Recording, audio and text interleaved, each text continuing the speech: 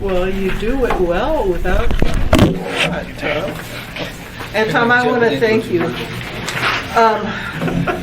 I had made an informal arrangement to pick up something, and Tom not only called each of my phone numbers multiple times, he emailed me multiple times, and I felt guilty because I got the very first one, and I thought, oh, okay, and I didn't bother to respond. But thank you for that, Tom. You're being extremely thorough. All right, let's start with the landscaping, if we could. All right. So what is the yellow piece here too? I know, but what is the yellow piece that we have? Are we working out of this document to start with? Well, yeah, it's a combination of documents. Oh, good, Dick's here. All right. Hey, Dr. Ernie's in Palm Springs. Yeah. This is 80 degrees. I don't want to hear it. I don't want to hear that. Disgusting. 80 degrees, right.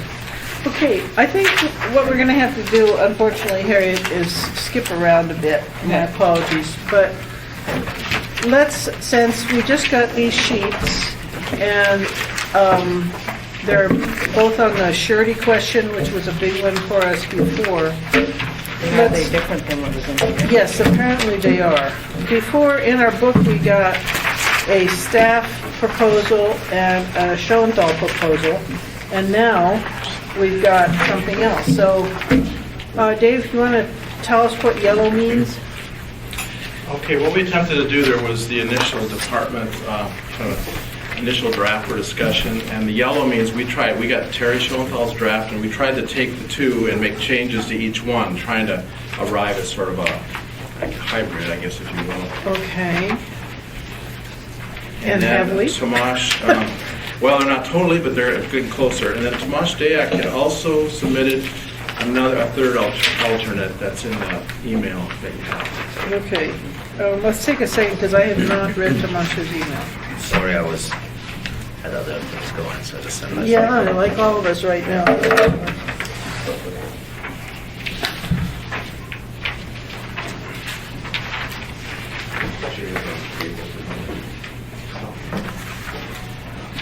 Okay, so this isn't wording so much as it is process. Yes. Okay. Okay. All right. Well, let's look at the wording then.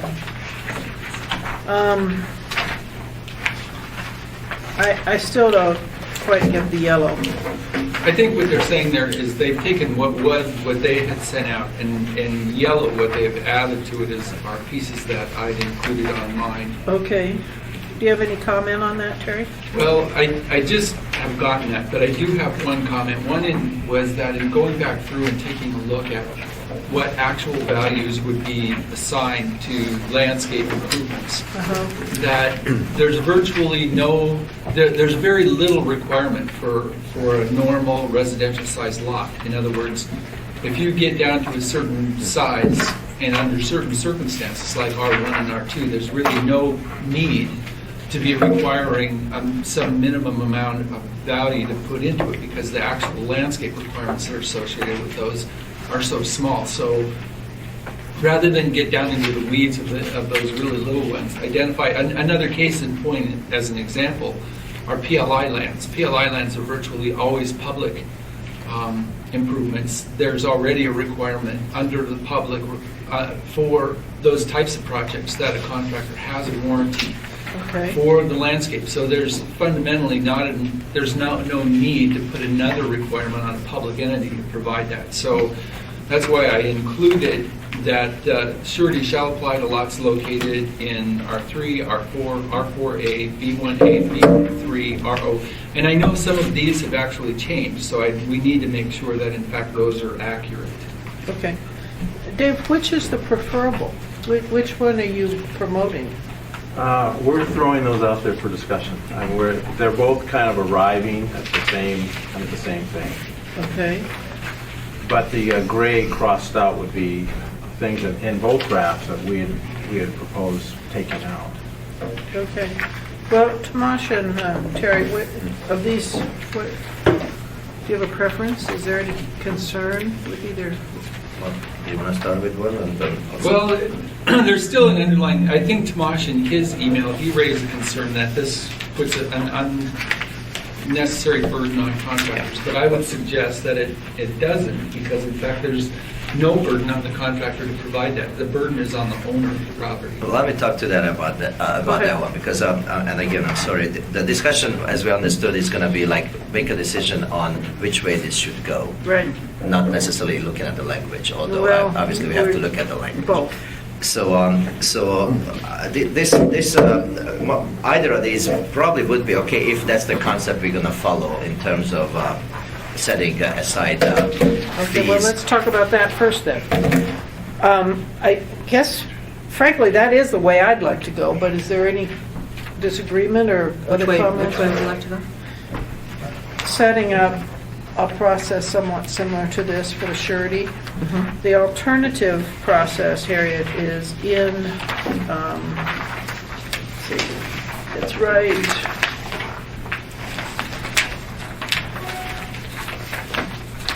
Would be to talk about there, or another alternative would be the process that Tomas has outlined.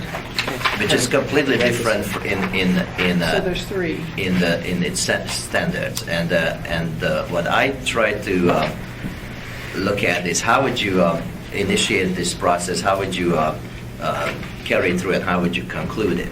And last week when we discussed it, there was a preference for a simple process which deals with fees.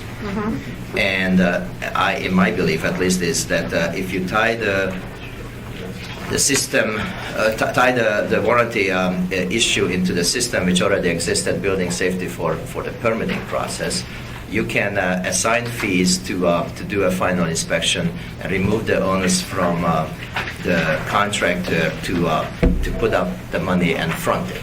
And the reason why I'm concerned about it is that I agree that the owner ultimately puts up the money. The owner always puts up the money, regardless of who the owner is. It's banks, it's developers, it's a whole list of people.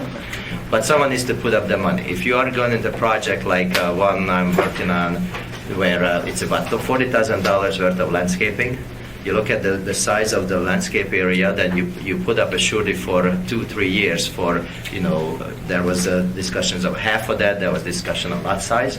So you have an initial investment which is somewhere, and it's out of commission for 2 years or more, and it really doesn't do any good for the people who actually do a good job. It really actually punishes them. So what I would like to do is try to get into a fee-based system where the money is put up for inspections, but it stays with the municipality. And the muni then goes through a final review. You can call it a final review, a warranty review. Make a determination that it's compliant after 2 or 3 years, and if it's not, it should go forward as an enforcement action rather than any other action, because that's what zoning is about. My concern on this is, I think, based a lot on Jerry's comments last week about ownership of the planning material. But Jerry, do you have any comment or thoughts on? We would prefer not to hold the money. We would prefer that the property owner be responsible for securing the surety, and that they hold it, and that we simply inspect and release. So And they've been pretty consistent with that approach and other things too. This looks good to me, except I would change it to remove the municipal attorney and make it the director to determine the adequacy of the surety. Okay. I'm inclined to go with Jerry, but anybody else want to speak? Okay. Go ahead. Sorry. Sorry, what you're suggesting is similar to what's done with building permits, right? It's basically the same thing, except an additional step would be put into place. The 3 growing season after the CO, where you do have an additional inspection, but you prepay the fees 3 years prior, index it to inflation, basically publish it every year, and then do it as a standard business for every building permit number where you have landscaping. So, I mean, just my question is, back to Jerry, is this an additional effort? I mean, I know it is somewhat additional, but you're doing it for a building permit. Both would be additional efforts. Either way, it's additional efforts. Historically, we have, the way that's worked best for us is that the owner's been responsible for obtaining surety and coordinating its release. That way we don't have to hold it. We do have to be party to its release, but tying it to the building permit, I think it'd be cleaner if you actually gave the CO and held the surety, because we have a lot of CCOs that are out there. We're trying to clean them up. We're just creating the database now to fix that problem on CCOs. This would kind of make it linger on that. Okay. All right, Harriet? Well, from what I understand, it sounds like Tamash's proposal is that the owner, whoever it is that's building this project, pays the fee, and they don't get it back. They're just paid. It's just paid to the city in advance, knowing that there's going to be an inspection in 3 years. Correct. And that a fee will cover that. As you say, I don't see a problem with that. I really don't. And I'd like to hear from owners in the room and see which makes more sense to in the process. Because collecting, explain to me where the surety, where if you're building a 40,000 square foot lot, and where does the $7,500 go in either of these proposals where it includes a surety? Where there's a surety, basically you obtain it. You don't necessarily actually have to spend $7,500. You're spending some portion of that to obtain the surety. And it sits like you would put it into an escrow in a case of a house, as an example. But then, at the end of that 2 years, the reason why, and working with the Planning and Zoning Commission and others, the reason why it's beneficial to go that way is that you as the owner then have a very solid reason to come back at the end of that 2 year period and say, okay, I've taken care of my plant materials, I want my money back, I want you guys to come and take a look at it. In the other case, however, you're paying simply for an inspection. It's a relatively nominal amount, and you don't get any of that back. You have no motivation, fundamentally, for maintaining that plant material other than you don't want to have a zoning action taken against you. But you also don't have any reason to go back to the municipality and say, I want to get this closed out, because it may be to your benefit that they don't come back and inspect that. And just as Jerry has pointed out, this is one more thing that sort of lingers on in that CCO process. So what the point of it is that, to me, it's better to go with the fee proposal by the lot size, and for that purpose, that there's a solid incentive on the property owner to get that right and to take care of that landscape. On the other side, there isn't as much, in my opinion, of a incentive to the property owner to do that. And as a result, my preference would be either we don't have anything in there at all, or we do something that actually has some teeth to it. And then the surety process is handled by?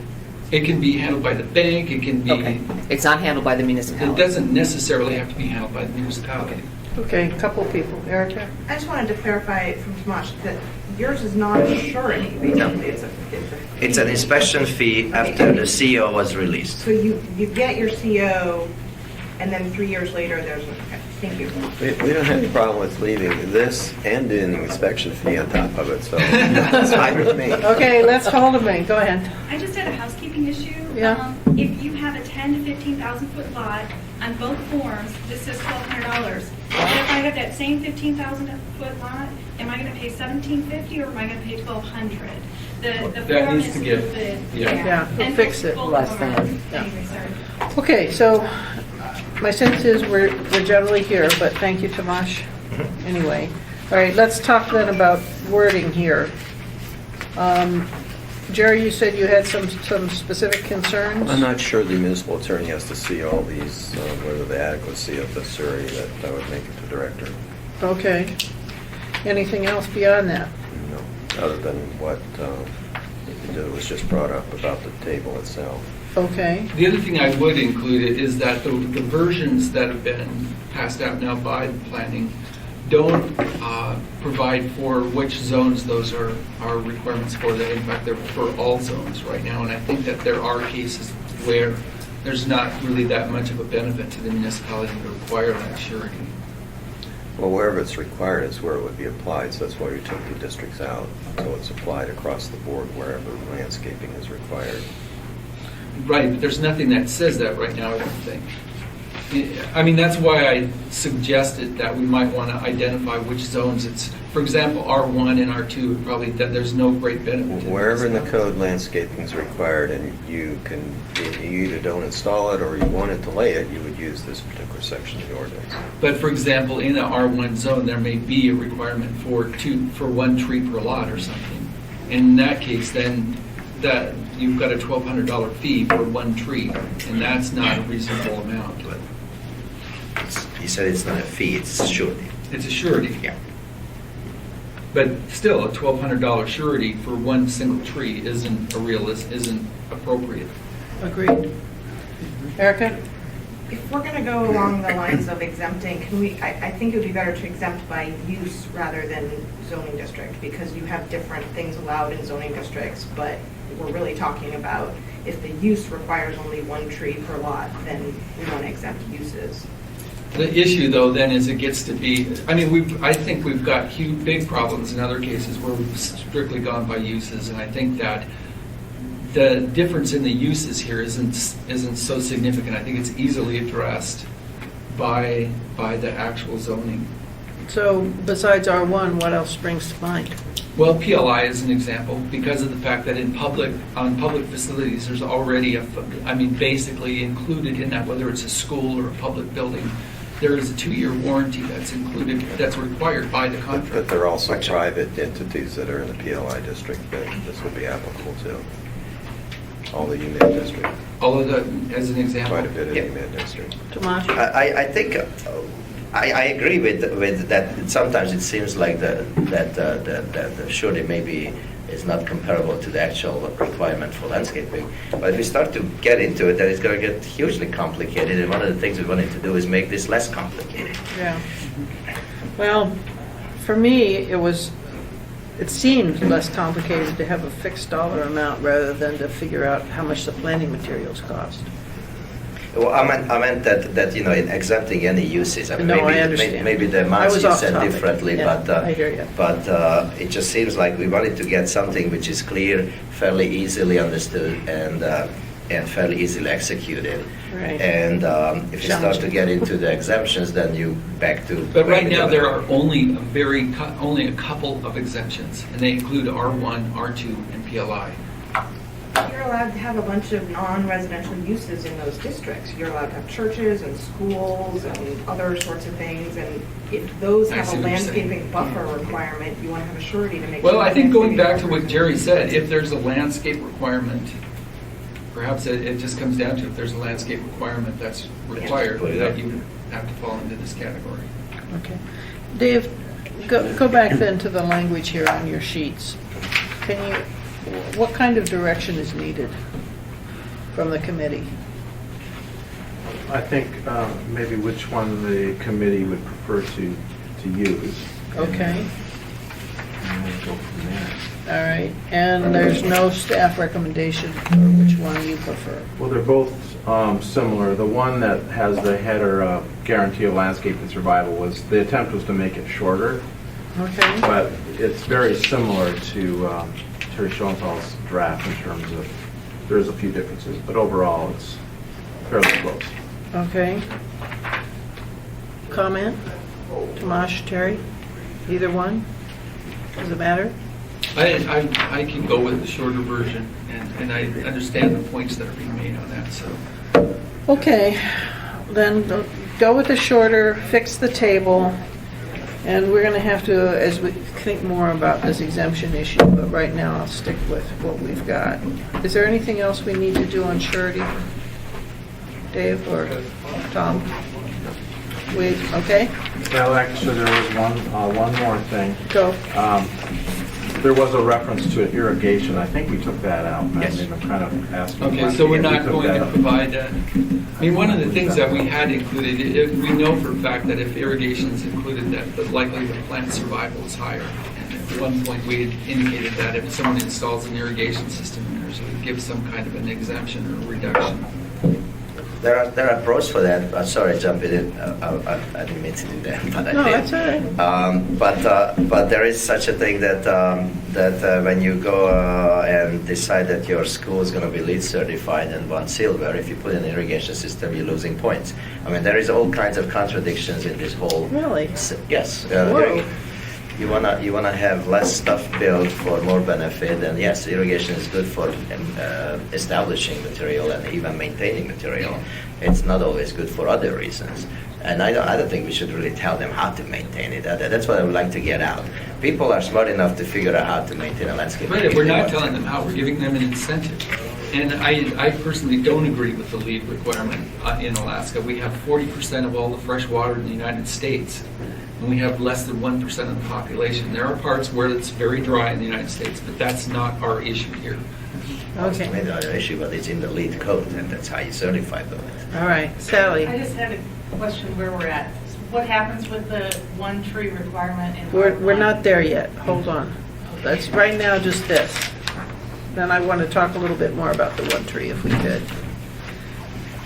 Do you, all right. So neither of these have the irrigation.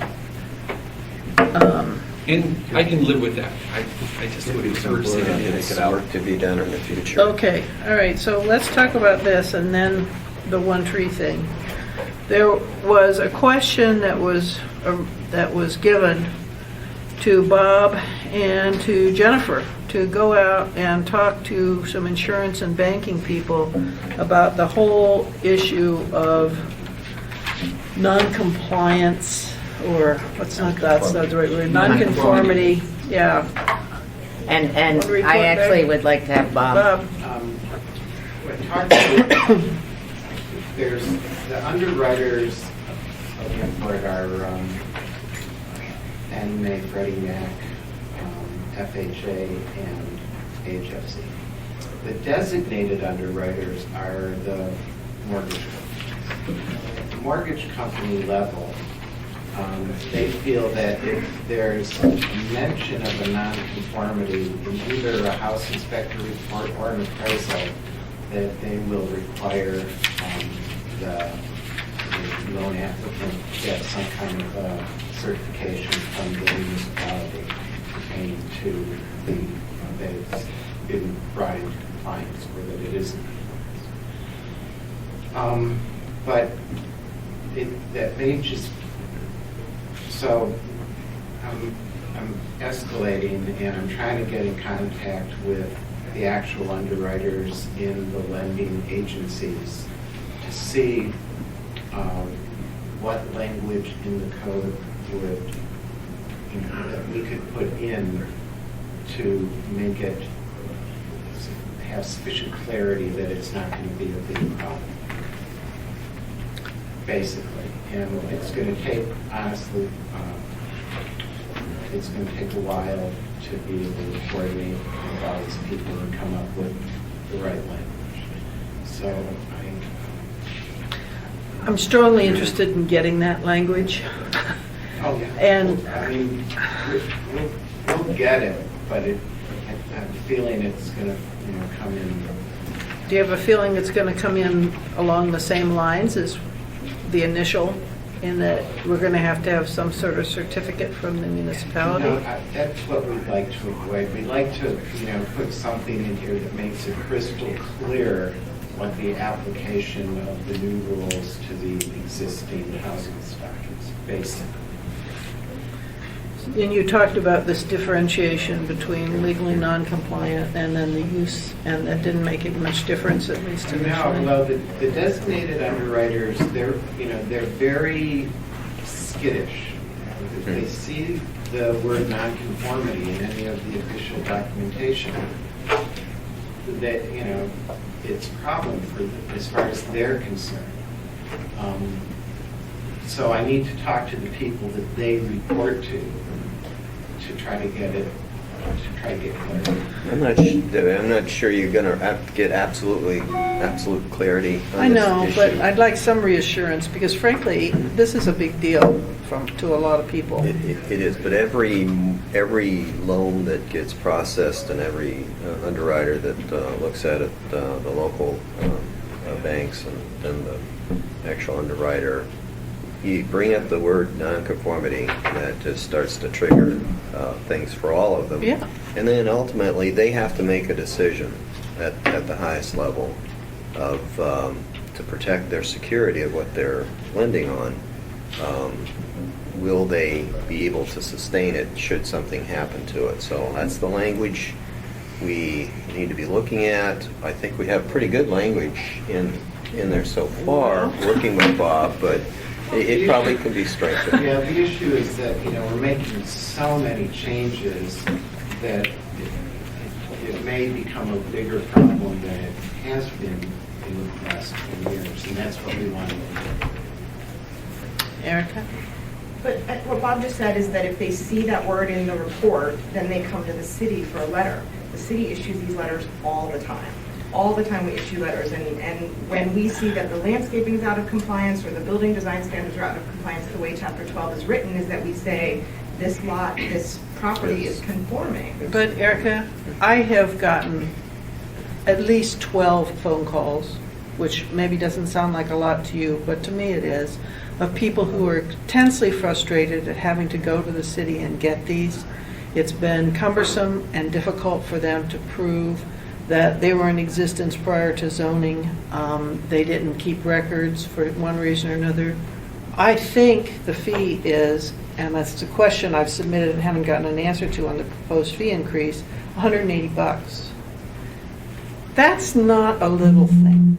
It really isn't. It's a big thing, and it's significant, and it worries me.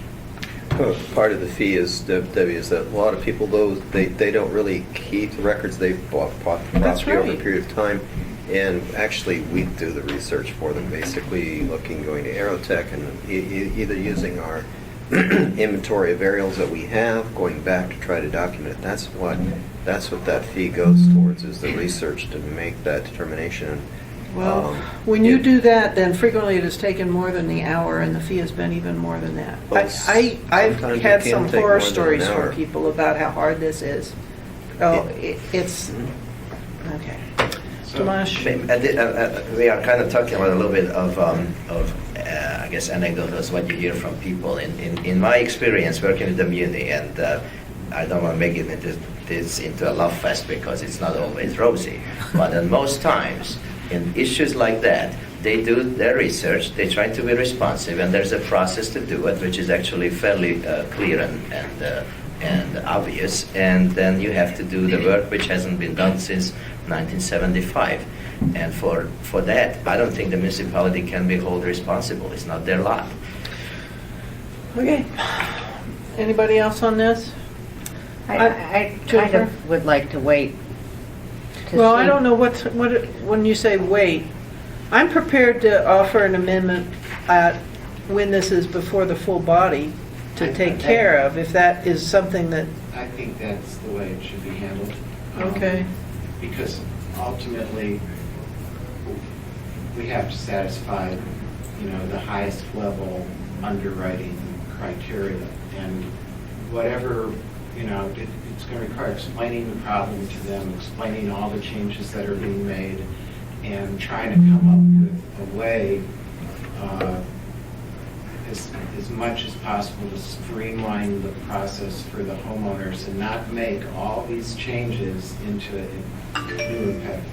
Well, it's not only homeowners. If you recall, we also talked about this change from arterial landscaping away from requirements, so we're going from the 6 feet to the 8 feet.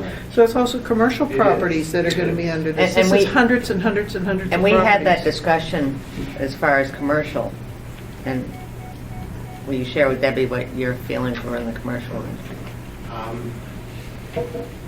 My feelings that in the nonconformity sections with respect to, commercial structures and uses, it's clear enough. And with regard to characteristics of use, frankly, in the commercial area, the way it was handled was making all commercial structures conforming with regard to characteristics of use. So it just took the problem off the table. Is it possible to do this with the tree issue, the residential tree, the same thing? Recall that for single family and two family, they're exempt from all nonconformities except for lot size. Existent. Yeah, Yeah. the issue was the multifamily that Jim brought up, kind of that I hadn't seen until he read it differently. Go ahead. I think the planning department's correct in keeping that multifamily piece in there myself, Yeah. because I think that there's benefit to us as a community. I mean, that exemption, they should, as multifamily redevelops, they should be required to conform. Yeah, but this landscape isn't, improvements.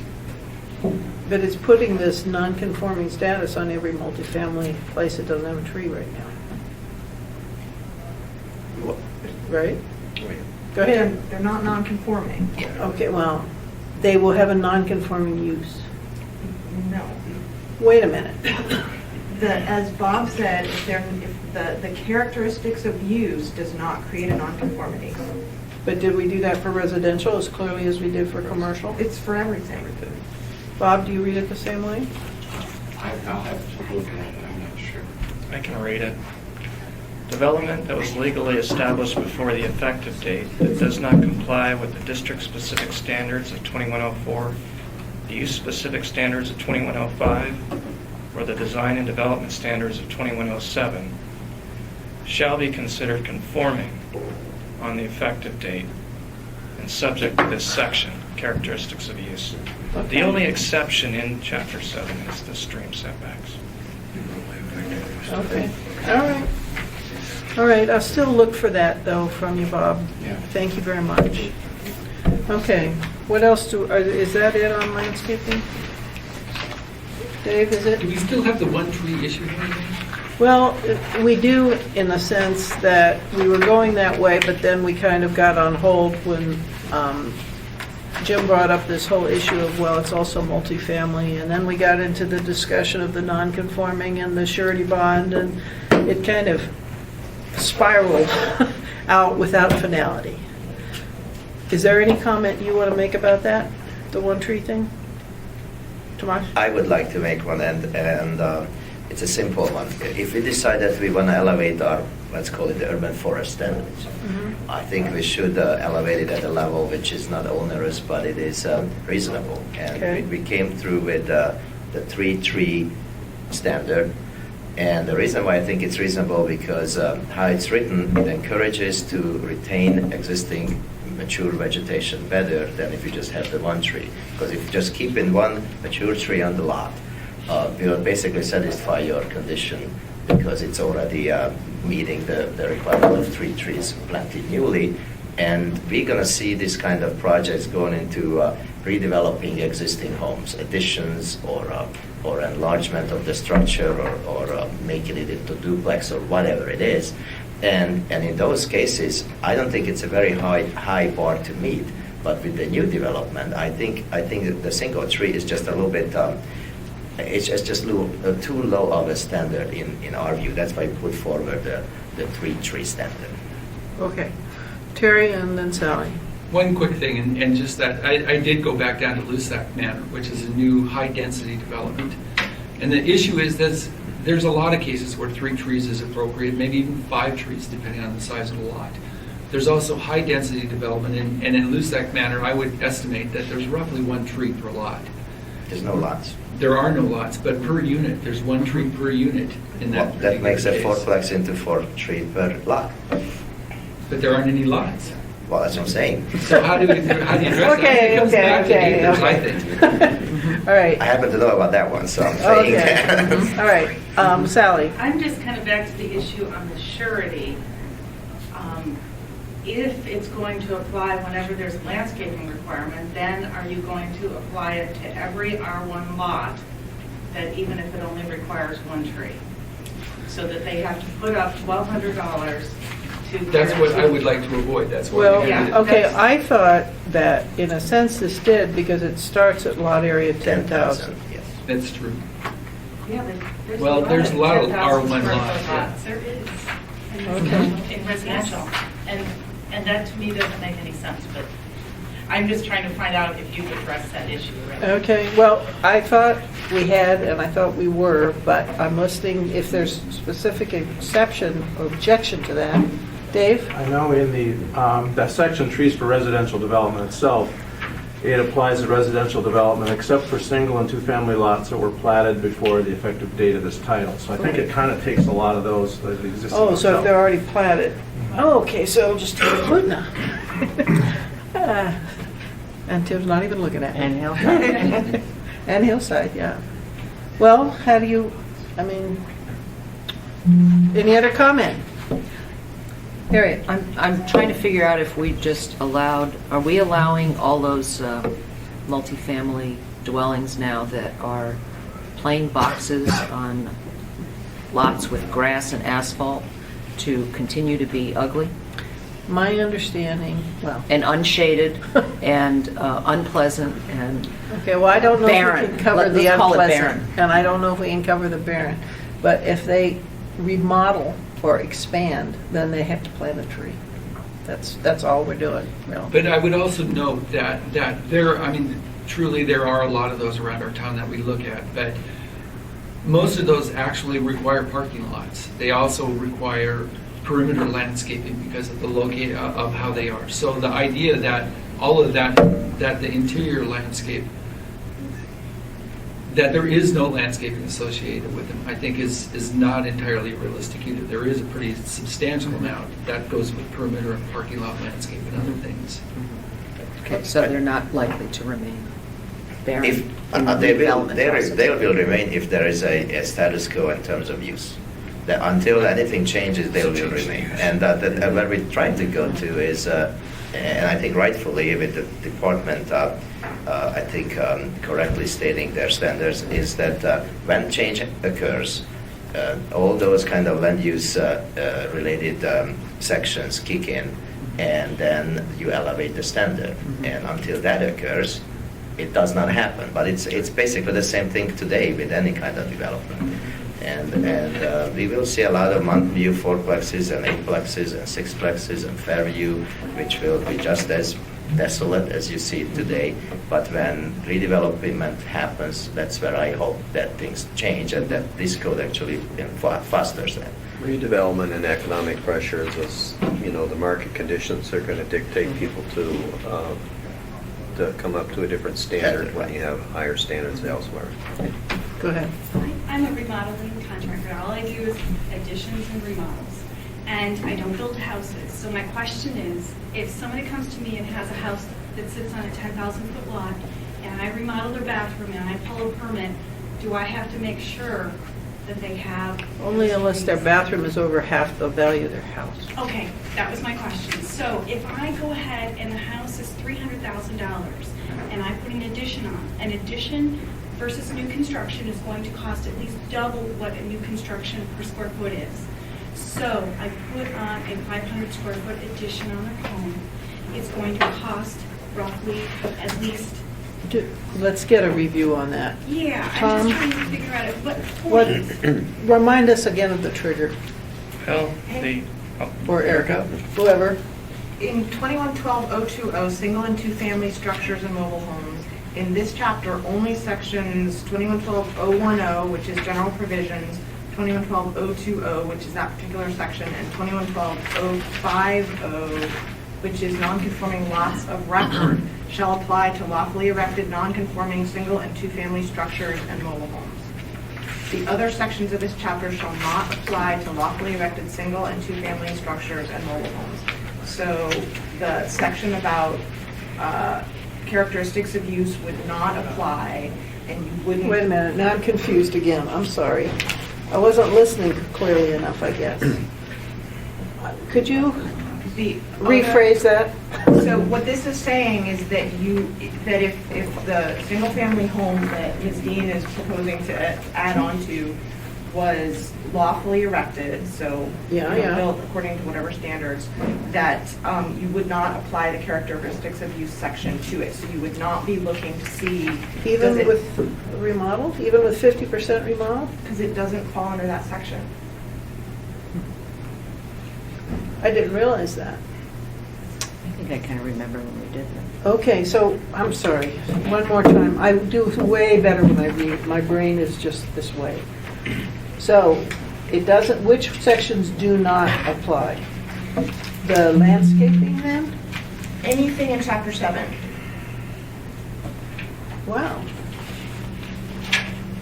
Okay, That answers that question. yeah, in a way different than I remembered. It's a big A big change. deal. Written form? I'm sorry, Jerry, See what? it? Do you want to look at it? Actually, yes, I'm sorry. I just, Erica, there was one question Yeah, about files in if that you computer, expand the which would be building by yeah, 500 square it feet. works better in my brain if I read it. Same thing? You just apply any of the non-conforming, anything in the non-conforming chapter.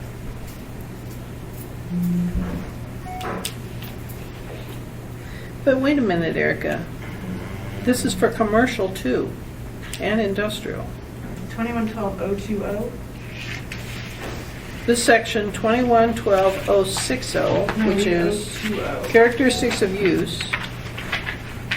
That's not what I was reading Where am I from. supposed to? Oh, What chapter? 2112-020. Chapter 12. 2112. Okay, wrong page. Let's blame Jerry, he handed me the wrong page. That's okay. Single two-family, okay. This chapter, only sex shall apply to lawfully erected non-conforming. So 110 applies and 050, which is the non-conforming lots of record. You get a pass. Okay, I got it, thank you. Okay, can you explain, please, now in English, what this means? That- If she's doing an addition that's 500 square feet, adds 500 square feet to the footprint of the house, then what? She's not required to plant a tree. What if she takes away a tree in order to do that? Doesn't matter. But if I go beyond 500 square feet for an addition, Erica? then this comes. I'm not relying on my memory now well enough, so can you answer her? No, the size of the addition makes no difference. Okay. Harriet, do you want to pursue that? So you could double the size of the house and you wouldn't be required to add any landscaping? Is that what that says? Well, that doesn't make sense. Well, that's how we've got it now. So it would require an amendment back in chapter 2 to change that. I'm not convinced that the application of the language in 020 is as you're interpreting it. I think. Because Bob, go ahead. If you, 020 says that 010 still applies. Mhm. And if you look at, 010 section B, it only applies to what's lawfully existing as of the effective date. Mm-hmm. I see what you're saying. Yeah, so if you expand, then it's, Well, okay, we'll have to take a look at it and figure out how to say it in the way that makes more sense. Bruce? This is not a landscaping issue, but I came here for the UDC issue. So that's the and I next have to one. leave pretty soon because of other Okay. commitments. All right, we need clarification on this point then. We'll Erica, come back can to you? you, yep. All right. Okay, let's switch then. Thank you very much, you two. You've been stellar. thanks. You deserve 14 stars, I'll tell you. Okay, if you remember, we were looking at the table that differentiated the UDC from P&Z responsibilities, and we asked staff to come back with a discussion about the major site plan review.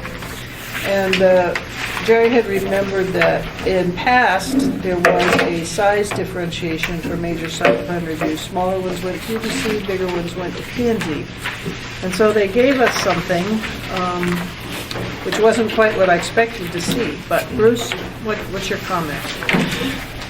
Well, I mean, in terms of this particular document here, in terms of the division of responsibilities, Did you get the chart that Erica made initially? Well, never mind, just go ahead on that.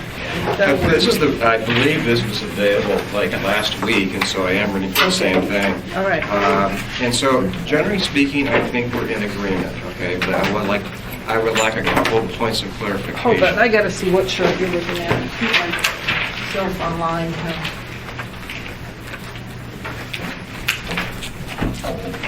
Okay, go ahead. The question, I have a couple of questions, and maybe the questions will provide a clarification for me.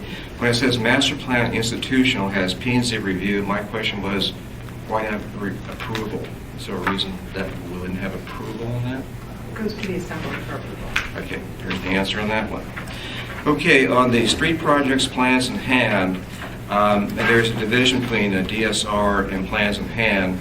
We generally agree with that, but note it says in the plans in hand, which is the last row here, that this occurs after the alignment alternative and the general design has been completed. What I want to be sure about is that, in fact, when we go through a DSR, that in fact we are reviewing the general design and the various alignments, because that's what we do right now, that's what we need to do. So if the DSR includes general design and alignment, I'm okay with that division. Erica? It does. Okay. So that gets us back to major site plan review, and I don't know exactly what this is, but let me explain a bit. What we do right now is we do reviews of larger projects, and the larger projects are oftentimes commercial projects, sometimes office, but mostly commercial. They're quite large. We've done reviews on the Glen Highway and various locations. We would want to have that continue. Now, I do not know if this major site plan review provides for that. I did note in the staff packet that came with this that there was this issue came up before the assembly in 2008, and the decision of the assembly at that time was basically to have the public facility site plan go to UDC and the remainder basically stay with the P&Z. We're okay with that. But I don't know if this changes that existing division of responsibilities. All this was supposed to do was reflect current on this part. Okay, But that was the Erica? question. Well, the right-hand column reflects current code, and the next to the right column reflects what's proposed in the new code. And the issue is that we no longer have a public facility site plan review. We stopped reviewing projects based on the ownership and only review them based on use. So we review a use, whether it's a public use or private use. And so the proposal is that there's 3 levels of review. There's an administrative site plan review and a major site plan review. And both of those assume that the use is appropriate in the district, and what is being reviewed is the design. Then we have our highest level of review, which is a conditional use, and that says the use may or may not be appropriate in this district depending on the specific location. That goes to the Planning and Zoning Commission, and they can say, yes, this use is appropriate at this location with these period or with these conditions to mitigate any impacts, or they can say, no, this use is not appropriate at the location at which it is proposed.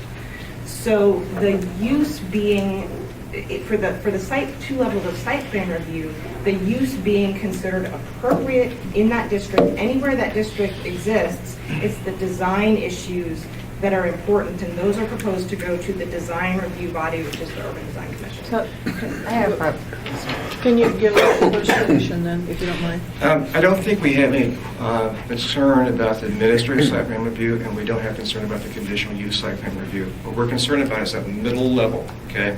And what Eric is saying is that everything's now going to be a use review. Thank you for the clarification. Okay, I didn't realize that public facility went away. So we're focused on uses.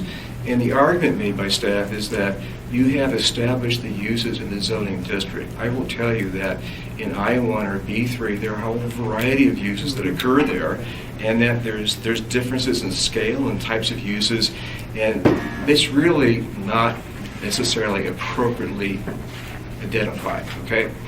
And so what we have found is that on the larger facilities, that there really is a need to review those in terms of both land use and in terms of design as well too, because you kind of work back and forth. And we found that there are very significant relationships to connectivity to other areas, to transportation impacts, to design of the parking lots, just a whole variety of things.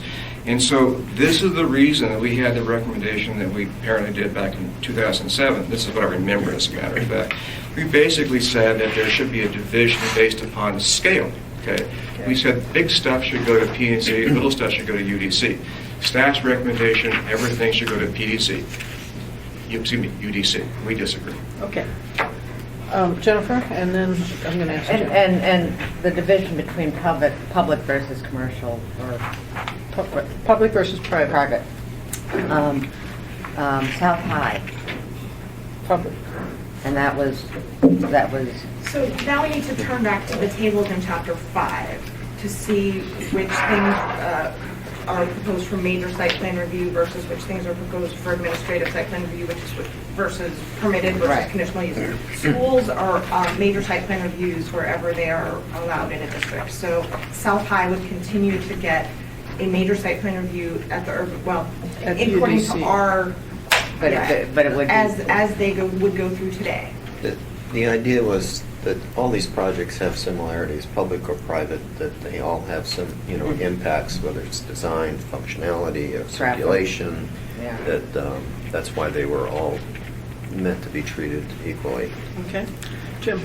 Yeah, I was asked by staff to come share some of the things. I sit on UDC. My name is Jim Sawhill, and I'm not here necessarily to promote UDC as a board, but what I did want to do is share with you what we do and what our capabilities are. And UDC is more of a technical review board. We get into some more of the details when we come in with our site plan reviews and our review of road projects. The mix of the board is slightly different. One of the reasons I did want to get on UDC is I saw the changes coming in Title 21, and I think we needed to be, get the expertise on that board that was needed once those additional duties come.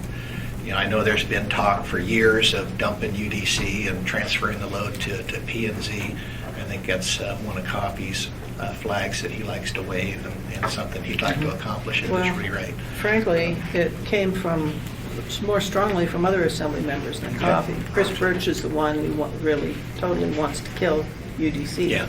And Coffey stopped him. So, amazing. I appreciate you coming, Jim. Over time, we have raised the bar for UDC. They used to meet in off hours and weren't regulated and structured. They've got a bad history. I Yeah, think a lot of many us history can there, agree. but they've been operating as a regulatory board for quite a period of time now.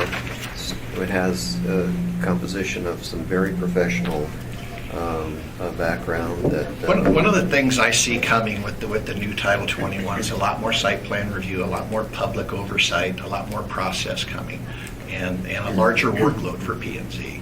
And, I think it's going to be a little overwhelming for them if they transfer it all to them. So I think it's UDC is again more of a technical review board. We have different expertise than generally P&Z does. They take a look at the broader community planning issues, but we are capable of dealing with traffic impacts, with off-site impacts, with connectivity. So we have that expertise. Okay. But and whatever policy decisions you guys make, I just wanted you to understand what we do and what we're capable of. Thanks. Just a minute. Terry?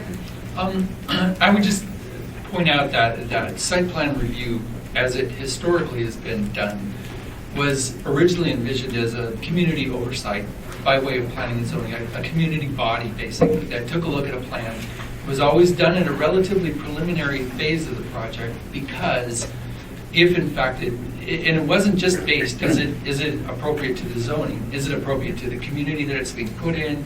There's a variety of factors, and in our community, we have the Hillside District Plan, we've got a pedestrian plan, we have all of these other planning documents that pertain to various parts of our community.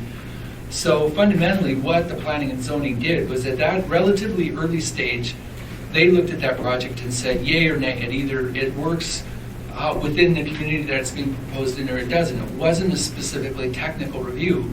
Since it's been transferred to the UDC, it's really progressed from that planning review to a far more strict design review. And in fact, more often than not on planning projects, you're required to do a preliminary and a final presentation to the Urban Design Commission for site plan approval.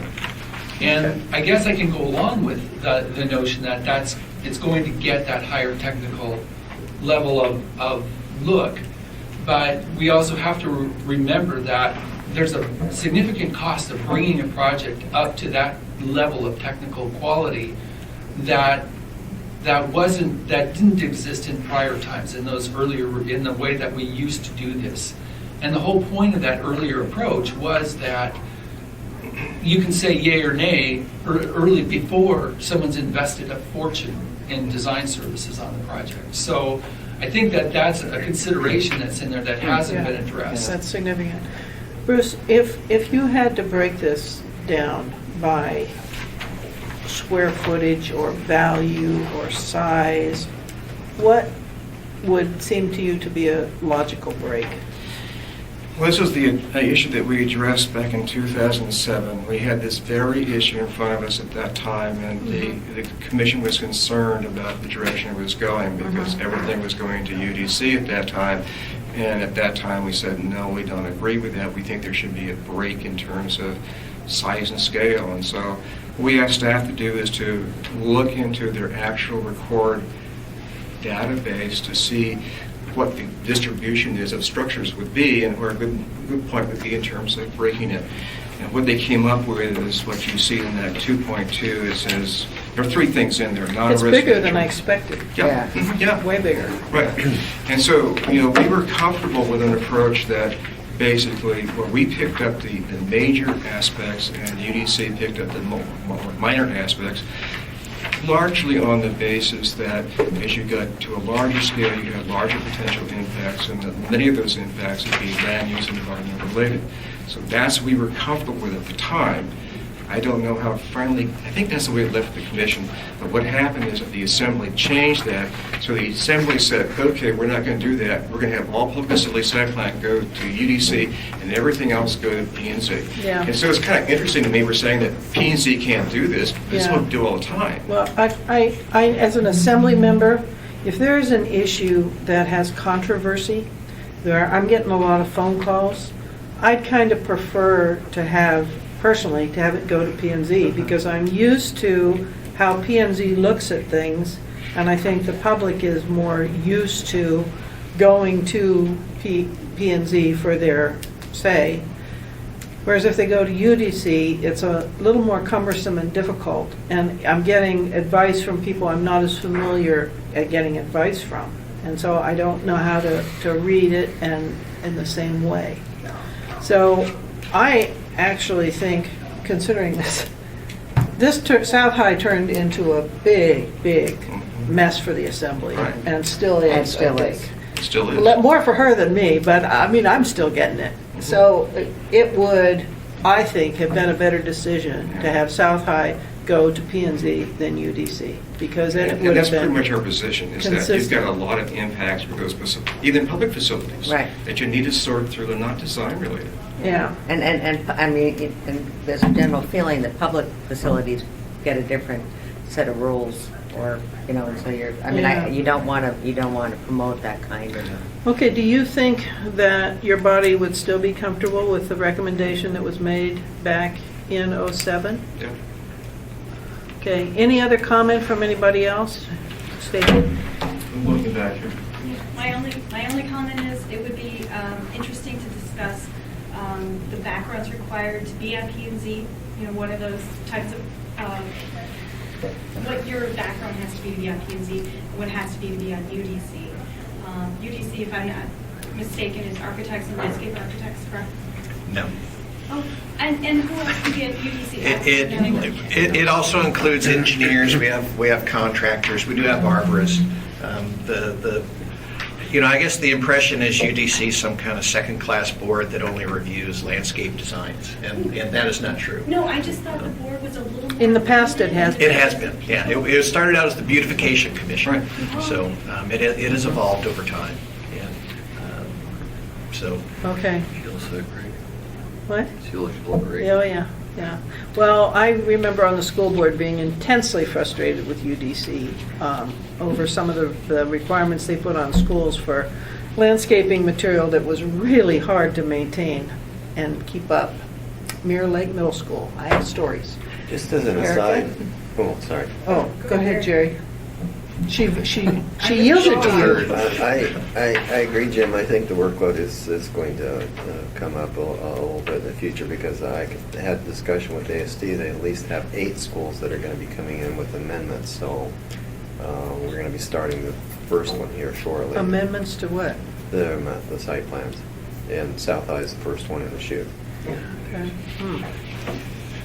Well, I don't know if that Erica. doesn't change. Yeah, South High, South High is.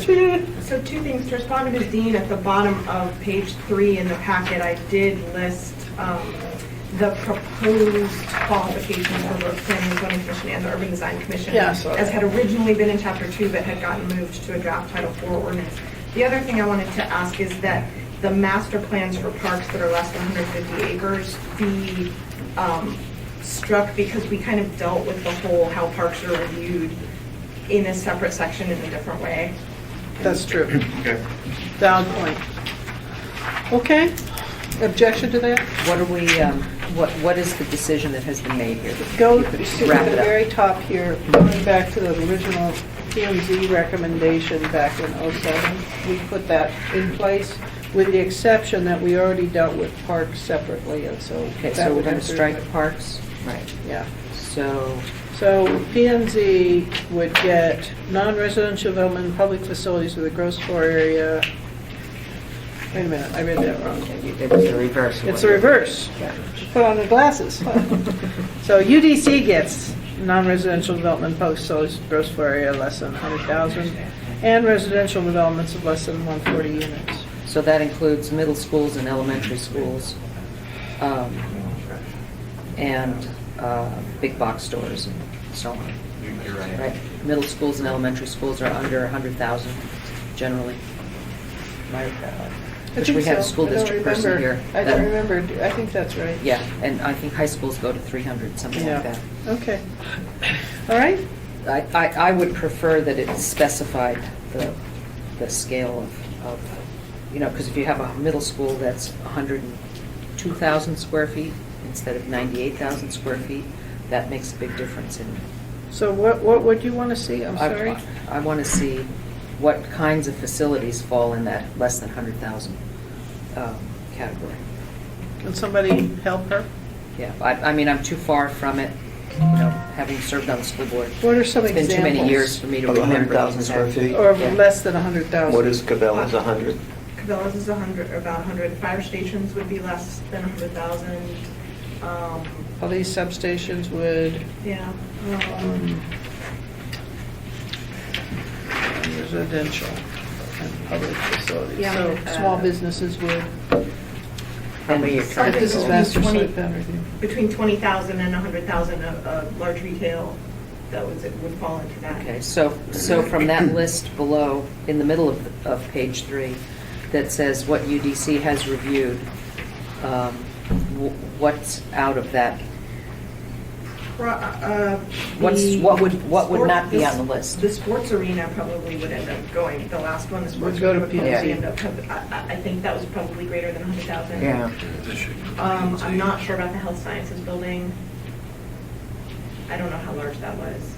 I think that's less. Less than That's 100. okay. So probably out of this, so the road projects on this list, probably came in before the context-sensitive design process was in place. So those would go through a context-sensitive design.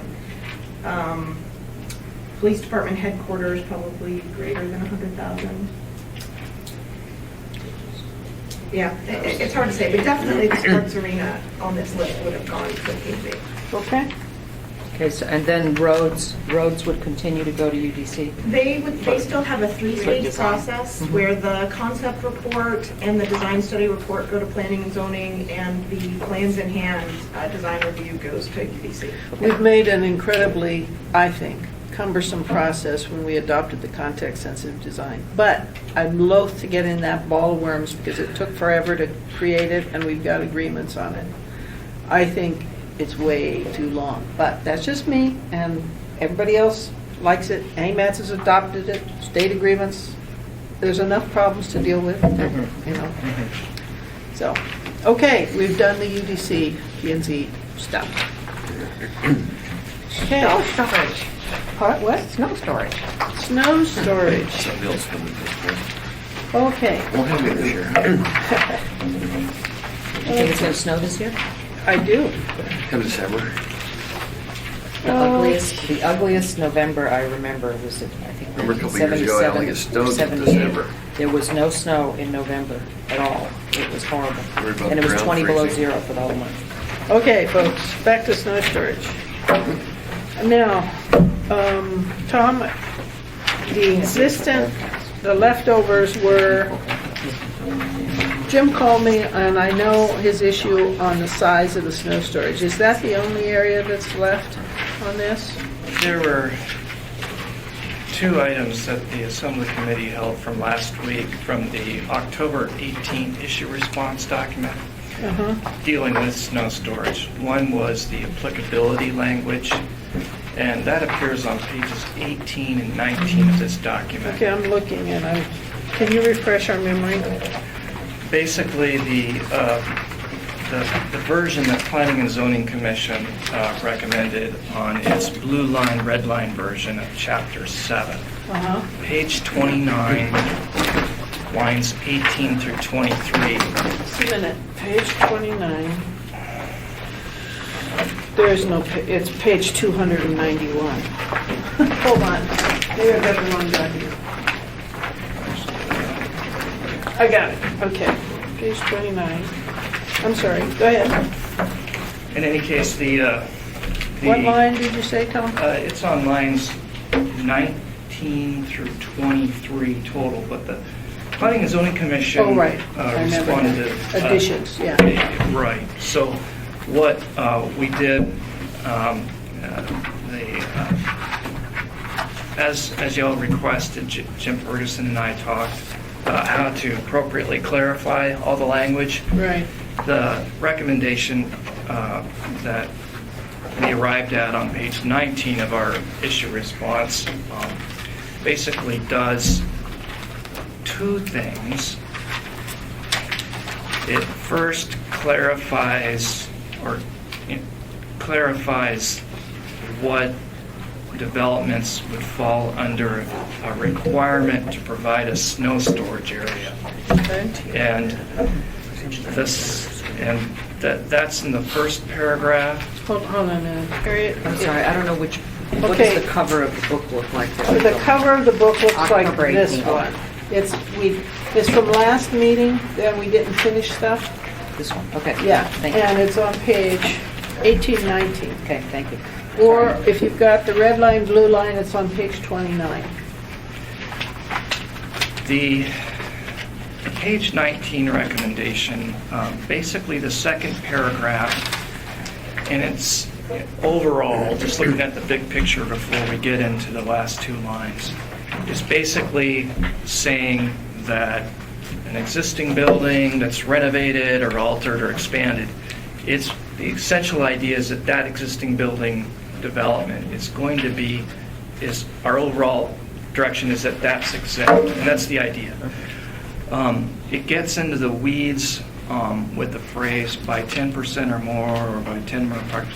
So the idea behind that, before getting into numbers, is generally, I think the concern that Jim raised was that there's got to be a clarity, but I mean, I imagine that the concern is if somebody just expands their parking lot by 2 200 square feet or something, this doesn't kick Yeah. in. So I like this. Do you have a problem with it, or is it okay?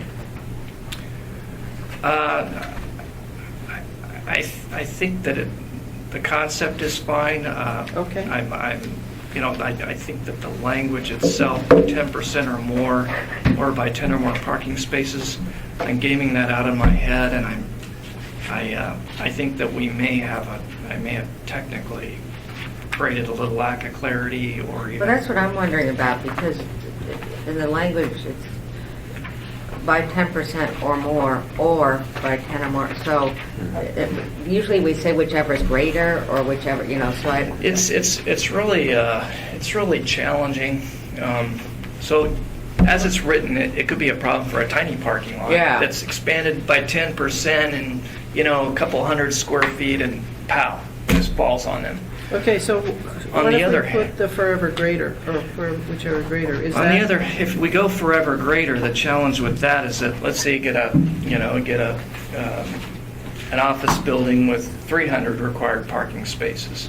Okay. And this doesn't kick in until it gets to 10% or greater. Which is 30. It's like the big guys get away with a lot more than the little guys. So Okay. one possibility would just be to set it, if we want a threshold, set a square foot of area amount, then it's clear and everybody can, whether you're a big player or a little one.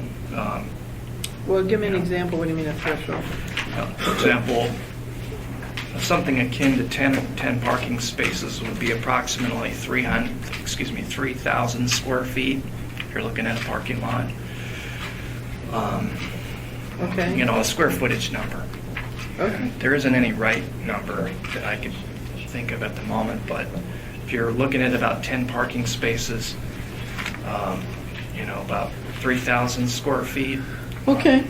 But Jerry, your brow is furrowed. I think, it just seems I would use a minimum square footage and then up to 10%, and then it applies across the board to everyone equally, whether they're big This property or doesn't, small. I know. So, if you apply the percent will create inequality. I think the only way to be consistent is everyone hitting the same square foot threshold, and then everybody has to follow the same rule. I think my concern about this existent in the blue line language was lack of clarity.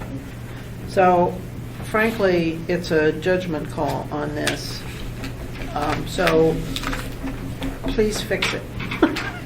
And I don't really care how, do you? Yeah, well, I'm just, Language needs cleaning up. Yeah, yeah. We'll stay in these same parameters and Yeah. give some new language. Yeah. that's Yeah. what I wanted. Yeah. Any But I'm not comment? quite happy quite where you're at. Well, say what you want then. No, I'm just saying, and I was in my head visualizing, okay, you're 3,000 square foot. And that also could have major implications, because you'd have a small guy, 3,000 square foot is a huge, where a large shopping center, 3,000 square feet really isn't that much. I mean, so the trigger is just a little funny. Okay. Sally? Why couldn't you just do the 10 or more parking spaces? And that gets a little bit into the next issue with snow storage, is that there are a lot of these spaces that need snow clearing. They can be large and they don't even have any parking spaces. In other words, the expansion is creating a greater snow storage issue, but there aren't any really any parking spaces to trigger the requirement. Such as? Yeah. Loading areas. The what? Loading areas. Gas or, stations, Gas stations, vehicle movement areas. All right. Okay. Tim. I hate to sound like Jim Ferguson.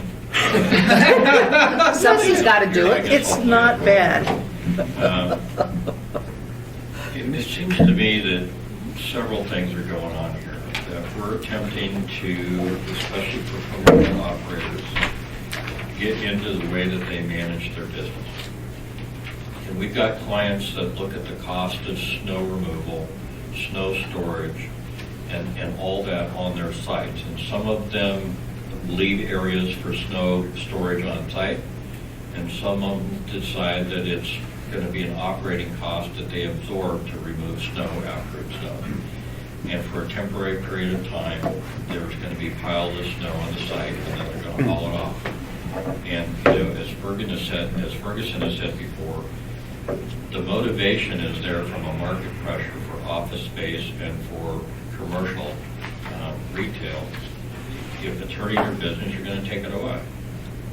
I think it's really in the multifamily type of development that the snow storage is more important, because there's not a motivation necessarily.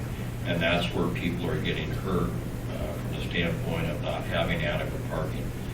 And I think we're kind of leaping out there a little bit too far if we're going to start requiring snow storage, and as people modify their parking lots or do things for retail or office, that they're going to have to provide some area for snow storage. And if you go back to some of the initial tests that were held on commercial retail and office, that what happens when you have a percentage of the site set aside for snow storage is that you're pushing development further apart rather than having it very compact.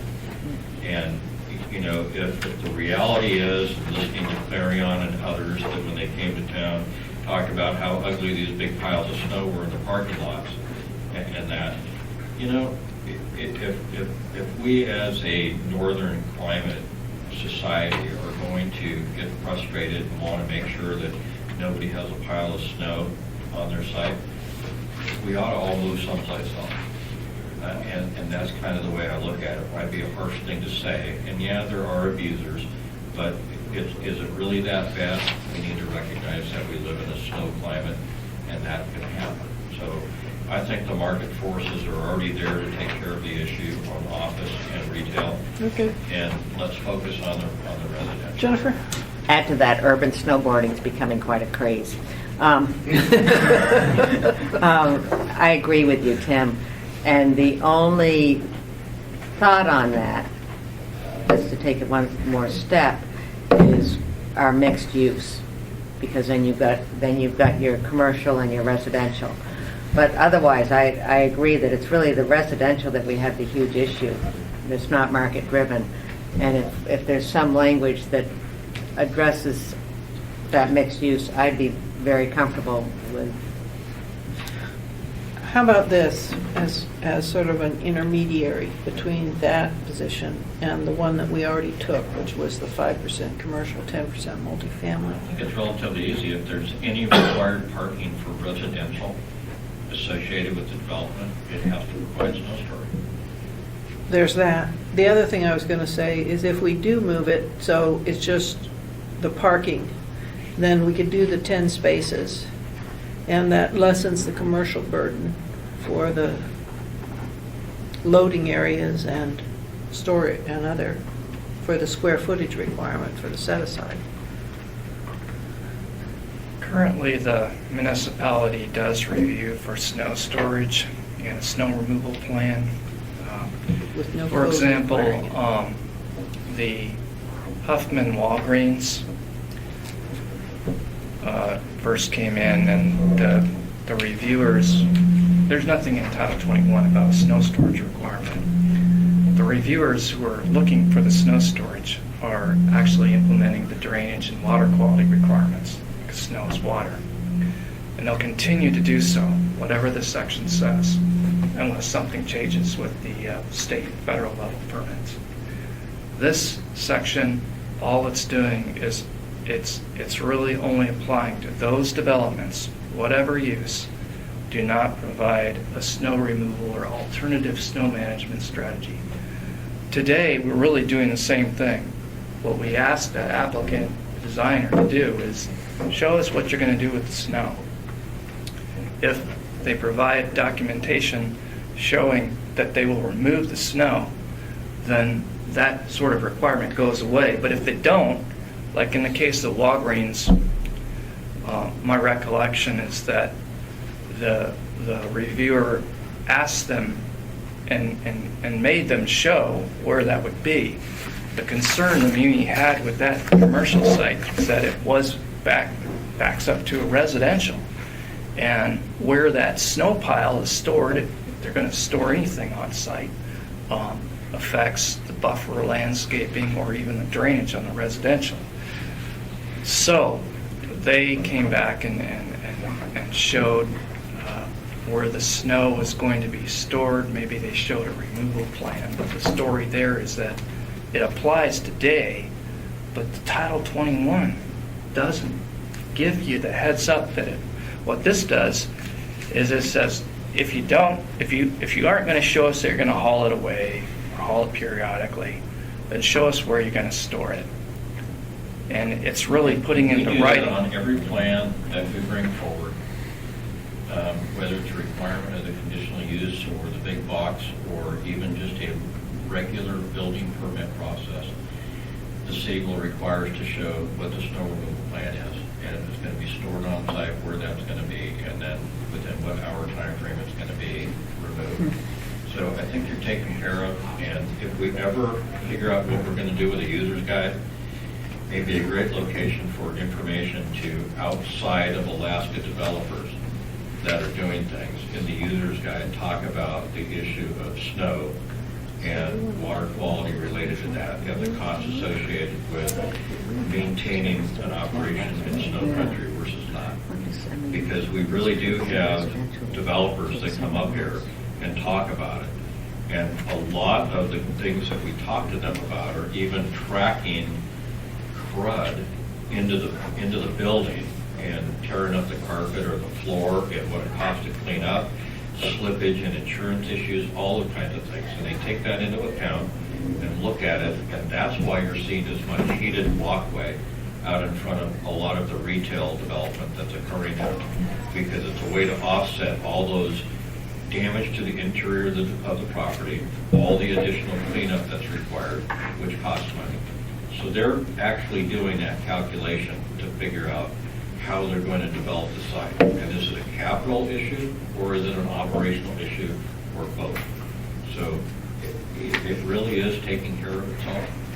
I think in the case of the Walgreens, however, is a case where you do have an outside corporation and perhaps an outside design team that didn't provide that information, and we had to ask more than once.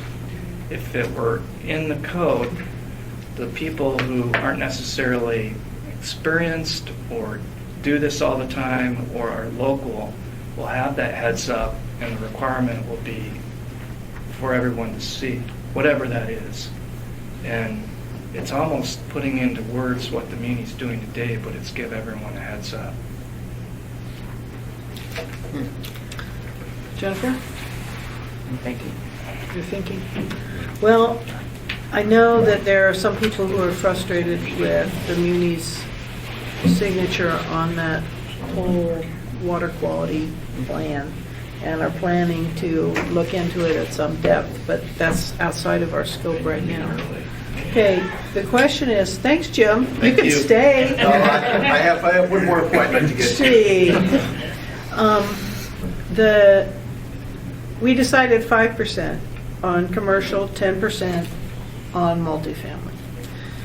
Now I'm hearing some questioning on what that means. Tom is saying, we've got to do it, we're doing it anyway. Tim is saying, if you're doing it anyway, why bother with it? Right?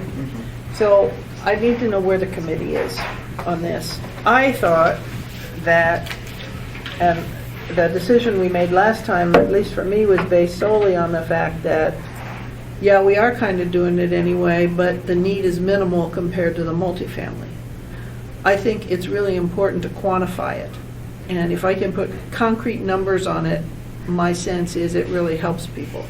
So in that sense, I thought recognition of the parking area and applying it to the number of parking spaces seems simple, concise, go with it. 10 parking, you got to do one. But, what do you guys think? I'm just... Well, one other thing that Jim Ferguson brought up is he felt that the amount of snow storage should be based on actual parking spaces. No, I know. And in reality, you really need to look at the footprint that's creating the area that the snow's going to be removed from. So just like the landscaping requirements, that it's all the parking area and all pertinent drives, that captures that area. And that's how, if you're going to do a calculation, that's how it should be done. Well, Not by so many square feet per parking space. He gave me the big compelling argument about clarity, clarity, clarity, and so he pushed rather successfully with me the concept of, well, parking space is about 300 square feet, so let's have 5% of that, or 15 square feet set aside for every parking stall. And I thought, simple, obvious, good. But now you're saying no. Generally, if you go and do a code-required parking lot with dimensions and landscaping, you're going to be somewhere between 300 and 400 square feet per space. That does not necessarily include a pertinent drive that leads into the sidewalk. So it's very easy. We've all done it for years with the landscaping, and we know how to calculate it. It's no different for the snow. So what should it be, Tim? It should be whatever the required parking and a pertinent driveway. And then, That should be the base level of the area that you calculate the snow on. and then excluding what he was talking about of the loading areas and vehicle storage areas. Well, typically, any appurtenant drive, the fire lane around the back of the building that goes into the loading dock area, that's the paved surface. Okay. It's the appurtenant drive. Okay, I have to report back to Ferguson, you're arguing against his position, I have you know, because he was real specific on saying there's going to be an argument over what that is. You don't think there will be? I don't. We've been living with that in landscape for a long time. I mean, those of us that are doing most of it have been living with that requirement and that calculation factor for years and years. So I don't see it as a big deal, and I don't see it as something that everybody's going to get confused with. With computers today, it is so easy to draw a polygon around the parking area and do the calculation. It's just not a big deal. Okay, so he's proposing something a little bit different than Ferguson proposed. Did you hear it? Tom, where were you? We talked to land use permit review and the lead reviewer. She's been with the Muni for 7 years. And the current Title 21 landscaping areas requirement is equal to 5% of the surface of the parking area, including appurtenant driveways. Wait, say that again, the current, Here on page 22 of our issue response, we've got it written down. But basically, the I mean, landscape... what we agreed last time, not in code. The current code, current Title 21 requires areas equal to 5% of the surface of the parking area, including appurtenant driveways. For landscape. Oh, for landscape. Okay, got it. Sorry, I misheard. And in the experience of landscape review, that has not created problems at the front counter. Okay. It's basically, it's a Okay, I hear it. Go low-tried ahead. system. So what are you showing? But in response to Jim's comment, we looked at the language of the snow storage section as to what areas would be counted towards that percent requirement. And in response to his comment, we're recommending clarification of the language on our page 23. What land use review found was that this clarification would basically bring the snow storage calculation towards the clarity we have with the landscaping, and would basically respond to that concern about whether there'd be arguments at the counter or lack of clarity. You're talking about this 10% or 10 or more? When you say the language we came up with? No, we're on page 23. Okay. The basic snow storage area requirement, say, for example, for multifamily, it's 10% of the surface area. that we've recommended some clarification to the description of what areas count. And Why can't we do what Tim suggested earlier of parking areas plus appurtenant driveways? the snow storage area requirement applies to areas that need to be plowed with snow. They're for motor vehicles. So these include areas like gas stations or the Toyota vehicle sales there that abuts the residential on Old Seward. It's applied to areas that need to be cleared of snow that will create snow storage to our Okay. parking lots. And so I want simplicity. This isn't quite simplicity.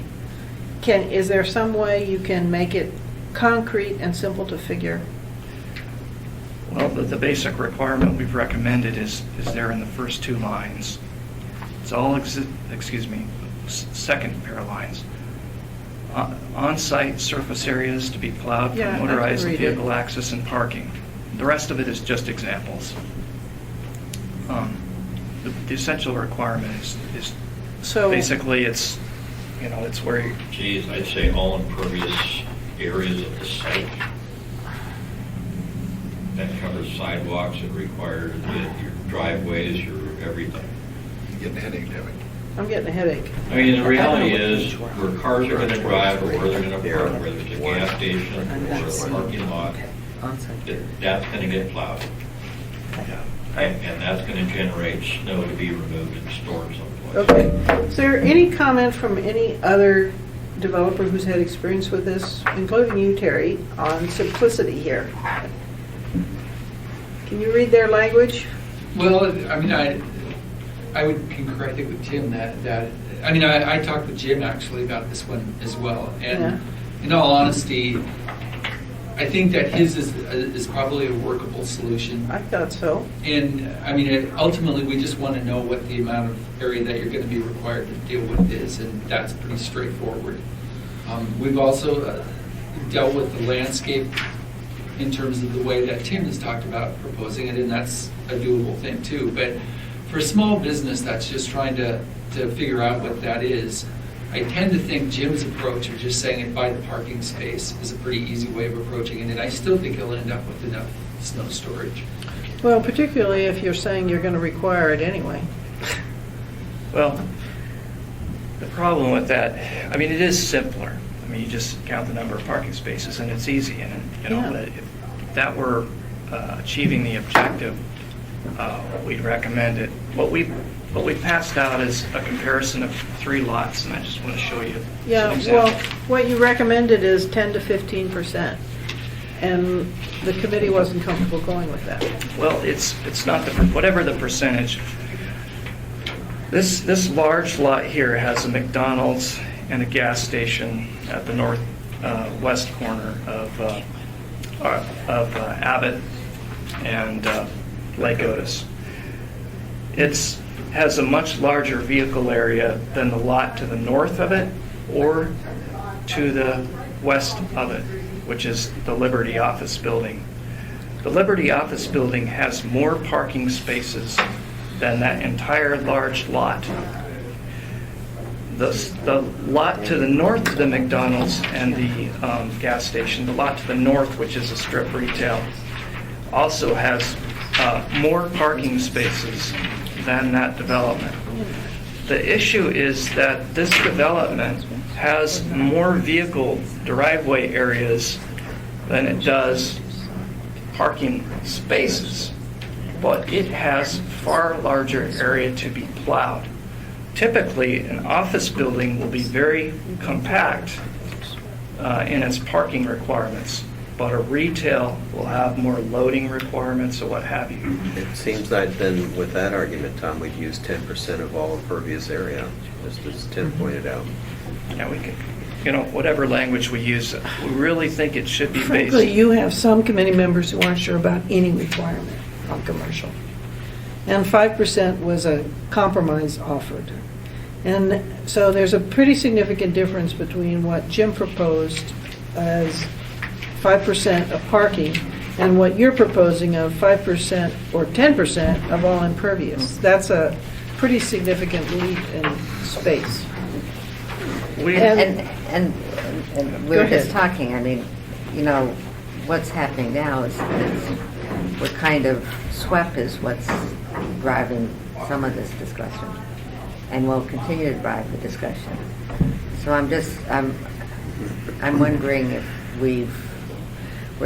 we're stepping ahead of ourselves, number one, and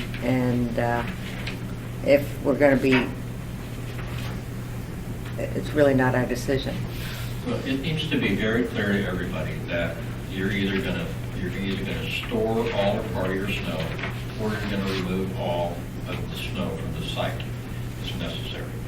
And that simple statement should be in the code maybe, and then it's up to you. So we require that there be, you show where you're gonna temporarily store the snow until it goes off the site. But, I mean, your aerial photo is great.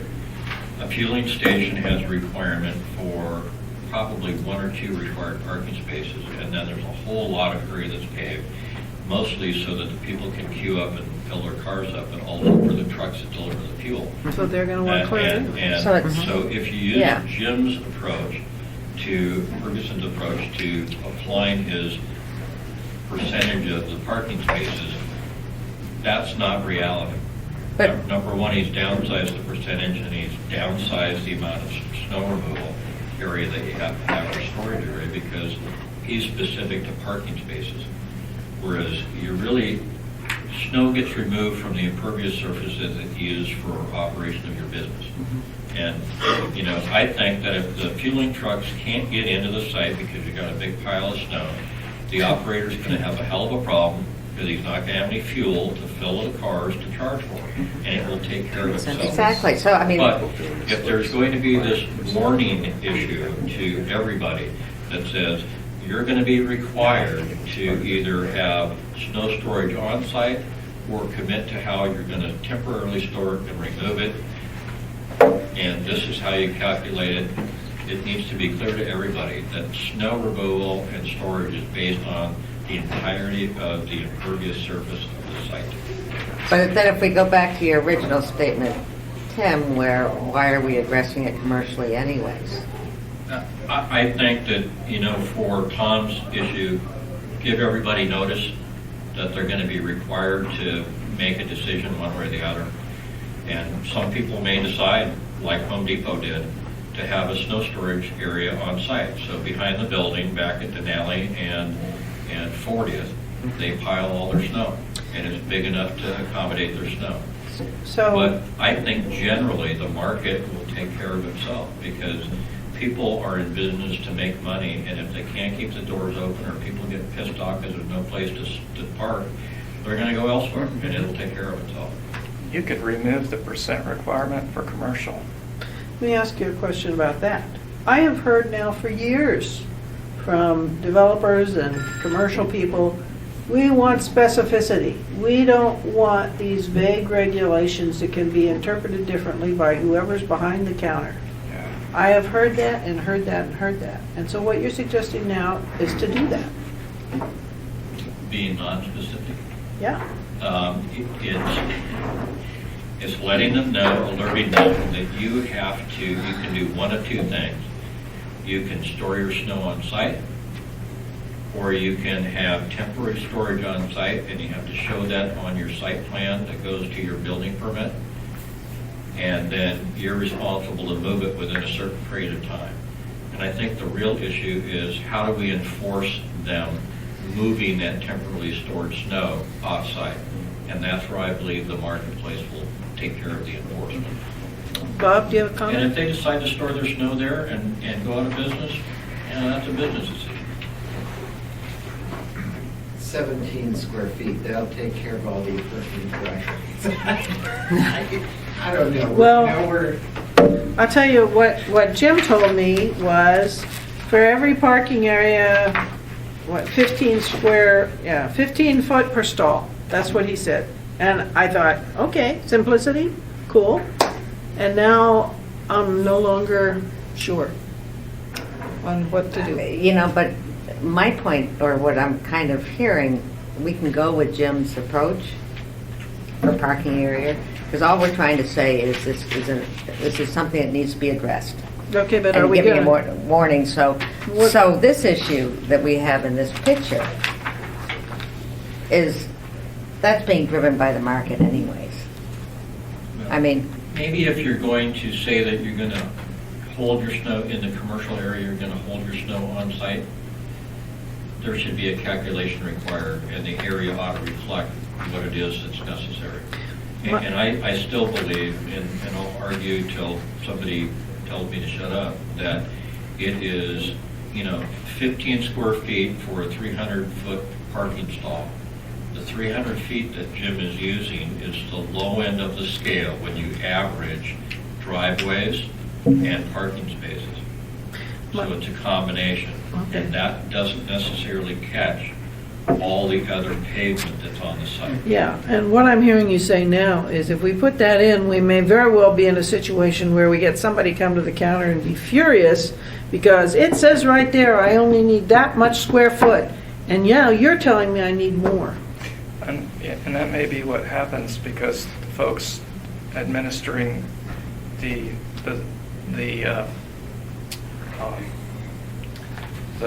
drainage permit in the muni may say, well, that section's all fine and good, but Yeah, I sir, hear you. your Okay. gas station is I'd obviously like going to you need more explain snow your last removal comment.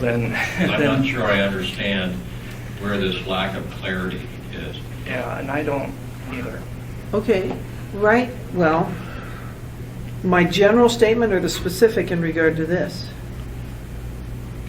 Specific, If you decide, based on the total amount of paved surface, impervious surface on the site, and you can quantify how much snow we get on an annual basis, and when it's consolidated, and these calculations exist, we can tell you exactly if you're going to pile it this high, this is how many square feet you need, because the snow packs down. right? So there's already calculations that the city requires us to do and have done to do that.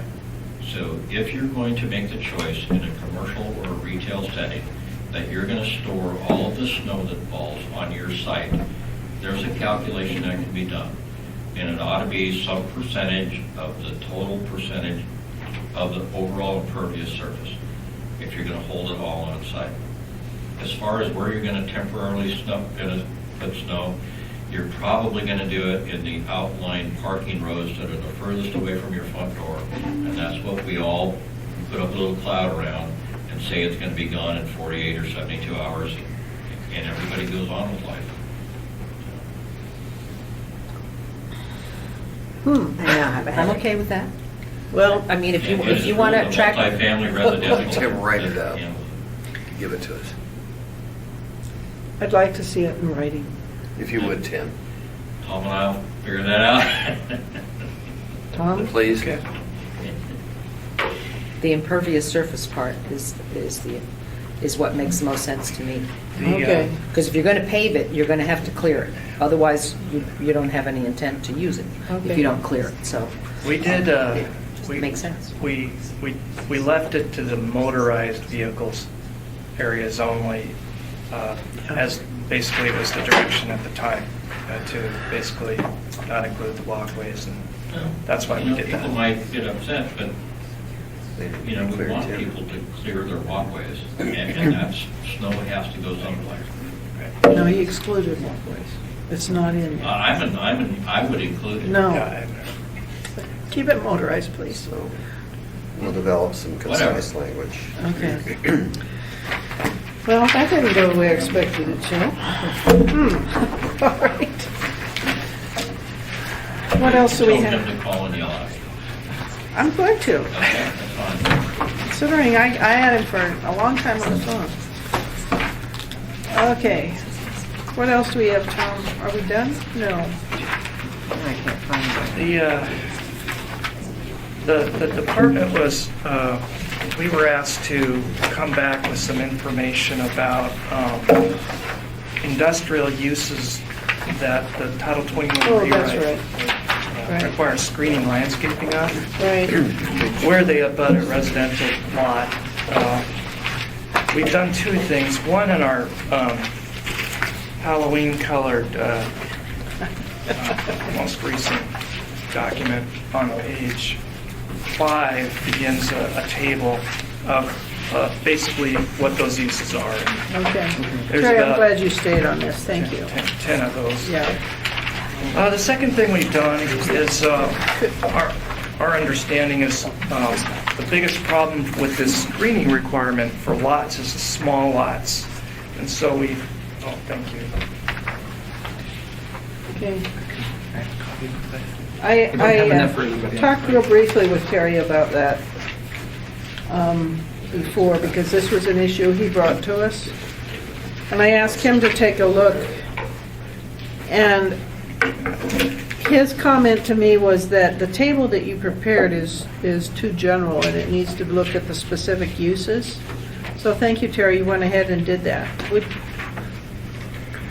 Come on back, or stay there, I don't care. I'm being silly. Here, you want to talk about it? Are there more I'll copies? try to be really brief. All I note is that, Could you share it you've been with given a diagram or a map here that identifies, for example, that shows the industrial lots adjacent to residential lots. And on this one, there's relatively few. The yellow lots indicate that. There are other cases where I think it's more prevalent around town, and I actually sat down with Debbie and showed her some of those cases. But the lots are relatively small in size, very frequently, in particular for I-1 lots. But the problem I've got is that the provisionally adopted code is quite specific in the use-specific area in Chapter 5 about which ones require screening landscape versus which ones require buffer. But the issue I've got is that they're not entirely consistent, in my opinion. I think some cases in point or there are a number of them that require screening that probably would be better off put in the buffer category. Right now, in our current Title 21, there are only 3 cases of industrial lots adjacent to residential lots that require that higher level of screening landscape. So what we're going from is from a 10-foot requirement to a 25-foot requirement. And a high percentage of industrial lots actually end up having to comply with that.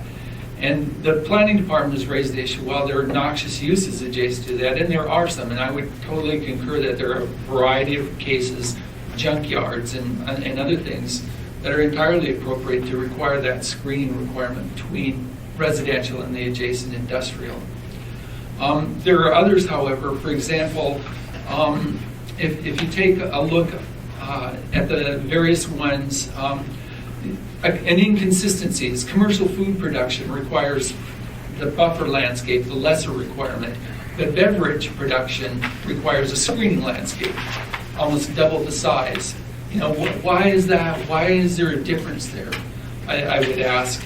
Another is that under light manufacturing, which includes cabinet making and a whole range of things, like a small brewery, in fact, is specifically identified. That all requires screening landscape, this 25-foot landscaping, whereas when in fact the only thing that's really identified in there that I would call really noxious is tanning of skins. And so, to me, I think that there's an awful lot of the things that are identified in there that are going to really impact especially I-1 lots that are relatively small to begin with, by requiring this 25-foot screening requirement. That I just think that, as an example, an impound lot requires I-4 screening, but a self-storage lot that can also have stored vehicles in it only requires buffer landscaping. Another one is under natural resource extraction. You can have a gravel pit going next to residential area, and it only requires the buffer landscape requirement now in there. But what I would propose is it probably needs to have a screening landscape requirement. So I would just suggest that perhaps a closer look at some of those uses, that it's a big difference over what we've got right now. And we should be pretty careful about what we identify as really requiring that screening versus what we have right now, which is buffer landscaping. Did you feel like you got a chance to go through them thoroughly enough to? Well, I've gone through them twice, and Erica noted one that I'd actually gotten wrong in my earlier looking at it, and some of them, to me, part of the issue is that some of those specific uses actually refer to other specific uses. For example, it'll say, well, it's same as bulks, it'll refer to another use to find it, as opposed to actually including it in that section, which to me, I would prefer to have, if there's a special use that's required for that, it should be in every single one of those, as opposed to referring you to another use. But Okay. I feel pretty confident about having looked through that. I think that some of these are open to just some discussion, but I do think that, for example, what I've identified as required under existing Title 21 and what's required under provisionally adopted is accurate. The question is, I've put in a column called proposed, and I would suggest that that's obviously open to some discussion. Okay. Erica, do you want to comment? Taking things that we propose to require the widest amount of landscaping and bring them down to the middle level of landscaping would allow, between industrial uses and residential uses, would allow at a minimum 10 feet of landscaping and a fence. And we get tons and tons of calls from residences that are next to industrial uses with complaints. And our concern is that 10 feet of landscaping and a fence isn't sufficient. And you know, Terry's brought up the use of cabinet shops. And, you know, when you kind of look at that on the surface, you think, well, that's an indoor use. And what's, you know, that couldn't really be bad. But, you know, the experience that some of us have had just as people out, you know, in the community, and granted this is anecdotal, but that, you know, especially in the summer, these places are working with their garage doors open, and, you know, they're running saws, and it can be incredibly impactful on neighboring uses. So, you know, I do recognize the issue that sometimes you do have small lots, but for people who are living right next door to this, we're very concerned that there be, you know, probably in a lot of cases, 25 to 30 feet of buffer really isn't even sufficient, but that's kind of what we're left with. So, well, in some cases, his argument for specificity, in some cases, he's saying more should be required than what's there. and I think with the natural resource extraction, those are always a conditional use, and what we see is that the commission has been very diligent about protecting neighboring residential areas, often with a buffer that's much greater than the highest level of screening landscaping. So, you know, he does have a point, but just for that one particular use, I think that's often accommodated through the conditional use process. And I would agree, but I think it's beneficial within the code to actually identify what is that minimum requirement, because it could potentially be slid. But on terms of, for example, like the cabinet shop or noise, a lot of those things aren't going to be taken care of by 25 feet of landscaping versus, you know, a 10-foot buffer in there. I don't doubt that there are cases of conflict between varying uses on some of those, but part of it is a certain amount of inconsistency. I mean, is there really a difference between beverage manufacture and food manufacture? And that requires 25-foot versus 10-foot. Do you want to speak to that? It's basically the way the uses were categorized. No, I know, but maybe that. I think he's got a point, though. I mean, another case is heavy equipment sales and service. That one requires L3 or buffer landscape. But if you're a contractor, you purchased that heavy equipment and you're storing it in your yard, then it requires L4 or screening landscape. You know, so it's. I mean, it would be nice if there was. The issue comes up that we have. Where we've now done, we're in current Title 21, we do it by the zone, not by the specific use, except in some special cases.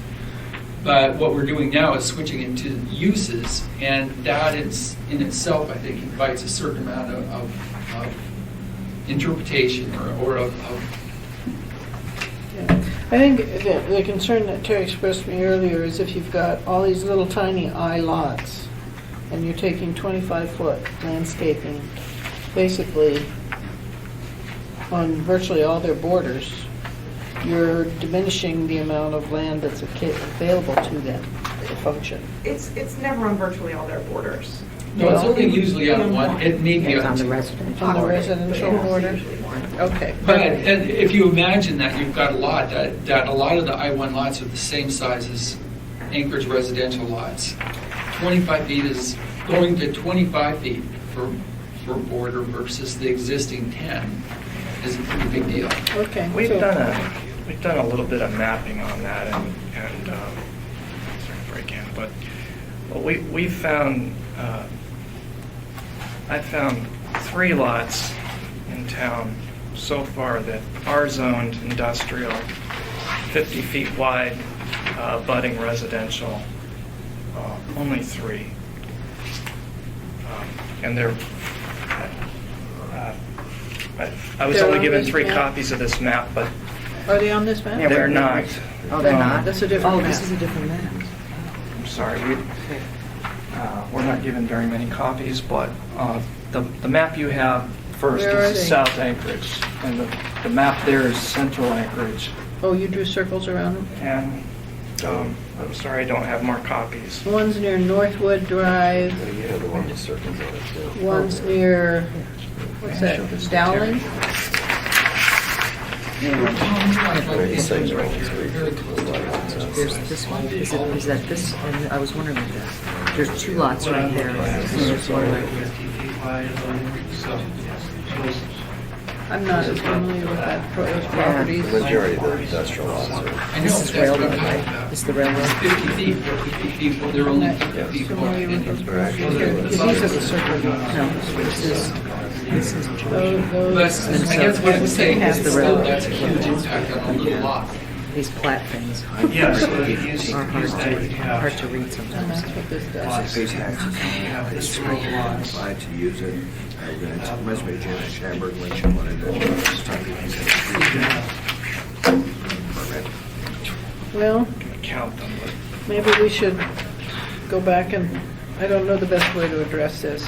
Go back and look at this table. That's probably the best way. Dave, you were getting copies. I get a copy of that table.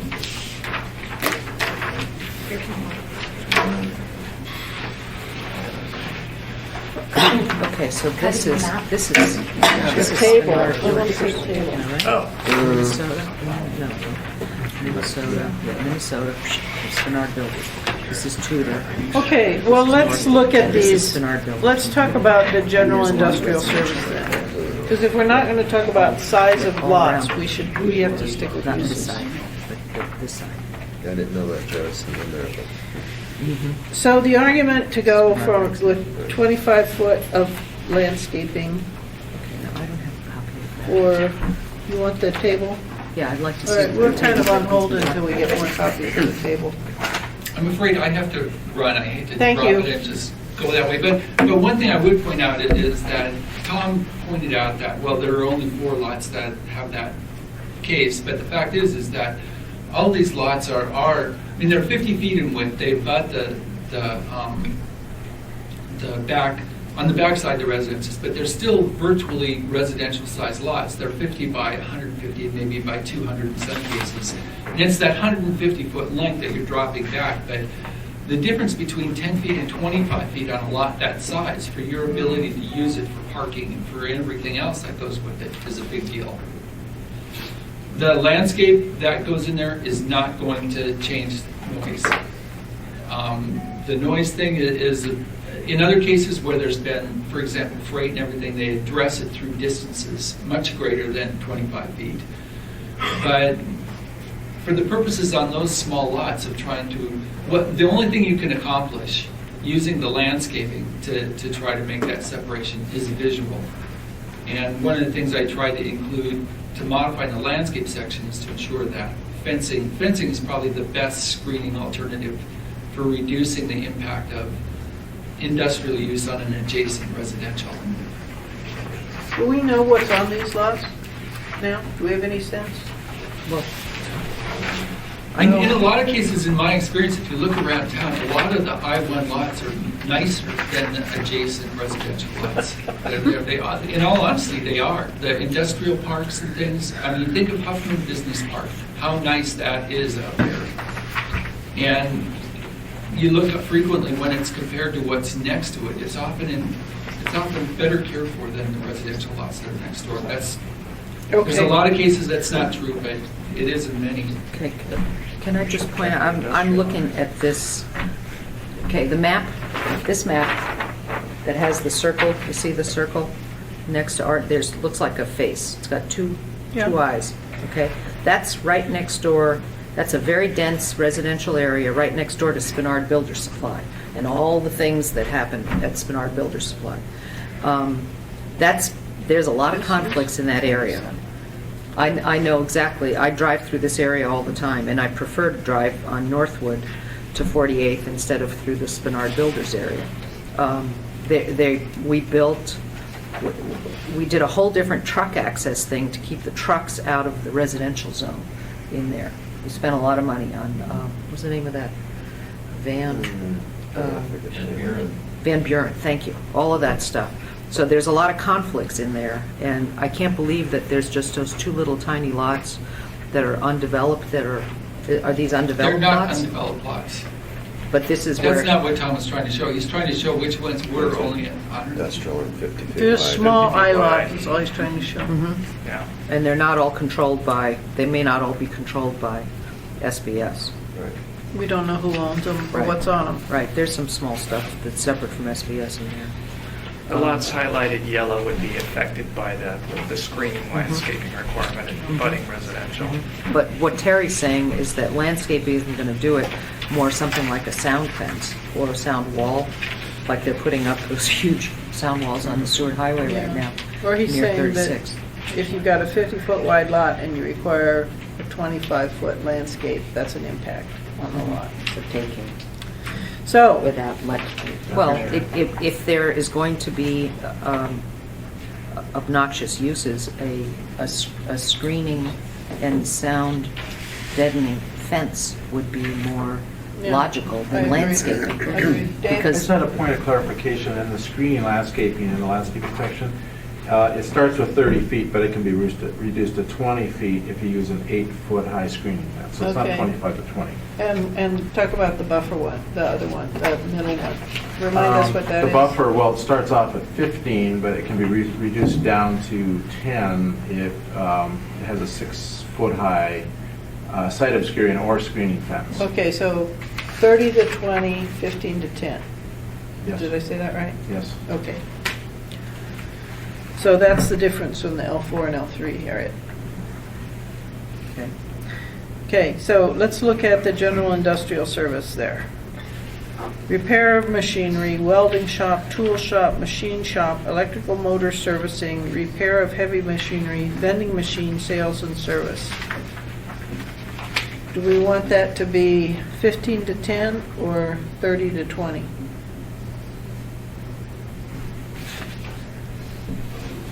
Comment? 15 to 10.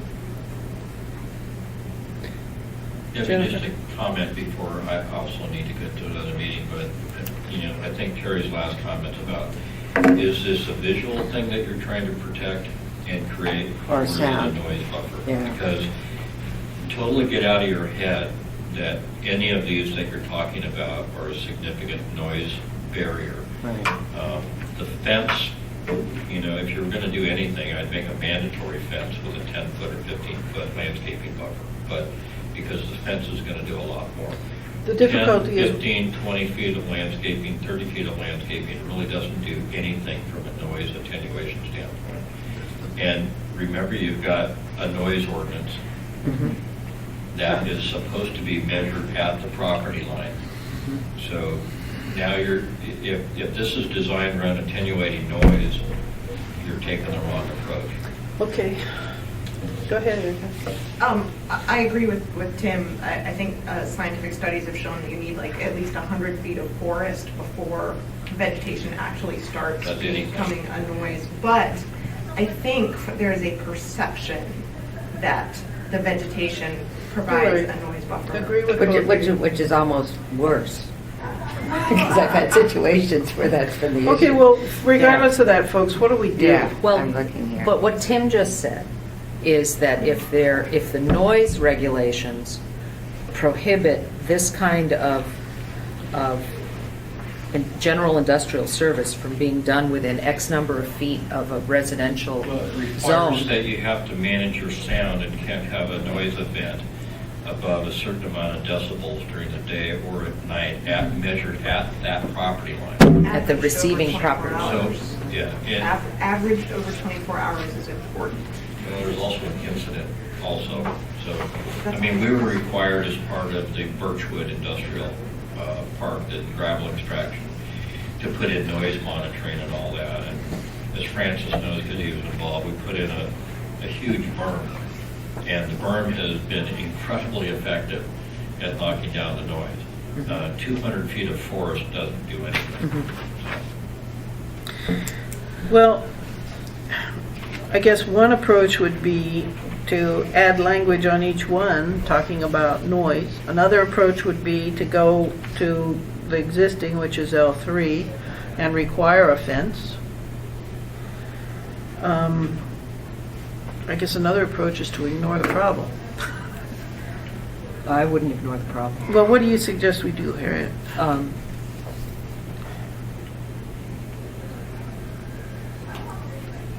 I don't know what the solution is. Erica? You could also put in some sort of reduction provision for narrow lots. Narrow/small lots. Although, again, you're still going to have an impact on those, residential neighbors. So in what situation would you not want a solid fence between an industrial property and a residence? Good point. I think it's better to have a solid fence than. Okay, I Not think. many. Yeah, I would like on these uses to list the requirement that a sound deadening, well, I don't know what that means, a solid fence of some kind, I don't know what sound deadening requires. Yeah, that gets fancy. I want a fence and God, I remember our whole fence discussions. 15 to 10, Which uses? general industrial service.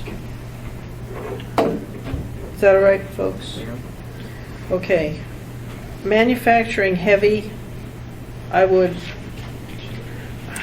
Sound deadening fence? just fence. I don't know what the Well, sound just deadening fence. means. I mean, it better not be chain link. I mean, Screening fence would Screening mean fence. that it's site of screening. Screening fence, okay. and then what takes care of the noise? No Then- fence does that, only a wall or a berm. A fence, just a wood fence, site obscuring, solid, it does not. When I'm told, this does not do anything to attenuate noise. But there's a perception that it does. Screening fence will attenuate noise better than vegetation, so you're on the right track, but Okay. we will amend that. All right, now manufacturing heavy went from L3 to L4. And I- Harry's keeping it there. Yeah, okay, then the next, What Go happened ahead, to Sally. government service? That was another one. oh, I missed that. You know, the problem with government service is it's too wide again. You could have, like, let's see, You have the school buses here that. That needs at it. 6 in the morning. Yeah, that They're needs it. exhausted That there. needs it. But what if you've got, I'm trying to think, a government shop that fixes computers? I don't know. Well, with, What do you They're all smile? different, they're all. I know, they're all different.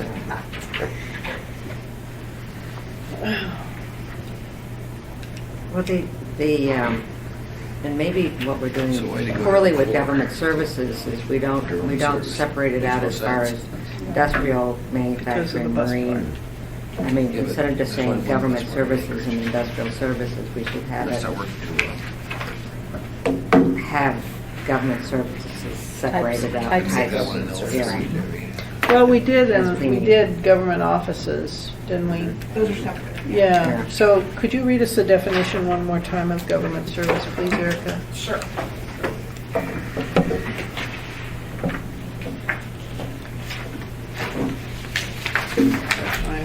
facility housing government shops, maintenance and repair centers, and equipment storage yards.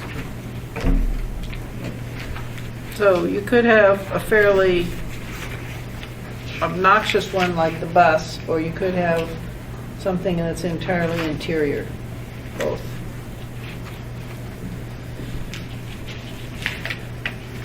Can you add language to say if there are sound or fumes issues, then you need... Well, it sounds like some of that stuff fits in directly with general industrial service. Shops. That's what that's Yeah, maintenance. I Yeah. know. It's all up there. But it's not, but it's a different use category, so we have to... Mhm. So do you want to keep it 30 feet? It needs to differentiate more, and I don't know how to do it.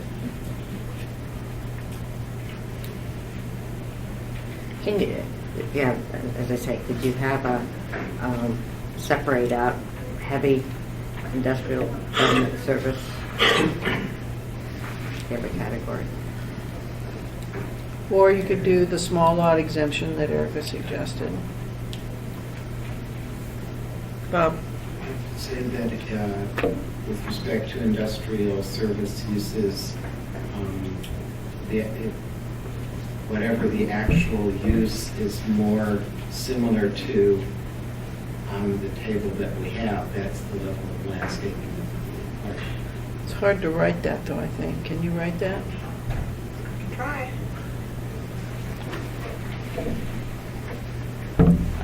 I don't know what else to do here. Yeah, that's the only thing I can think. I'm seeing no It's such a broad clarity. category that it needs to be, have Refined. additional clearance, so Okay, we'll try to all do right, that. we'll ask you to do that.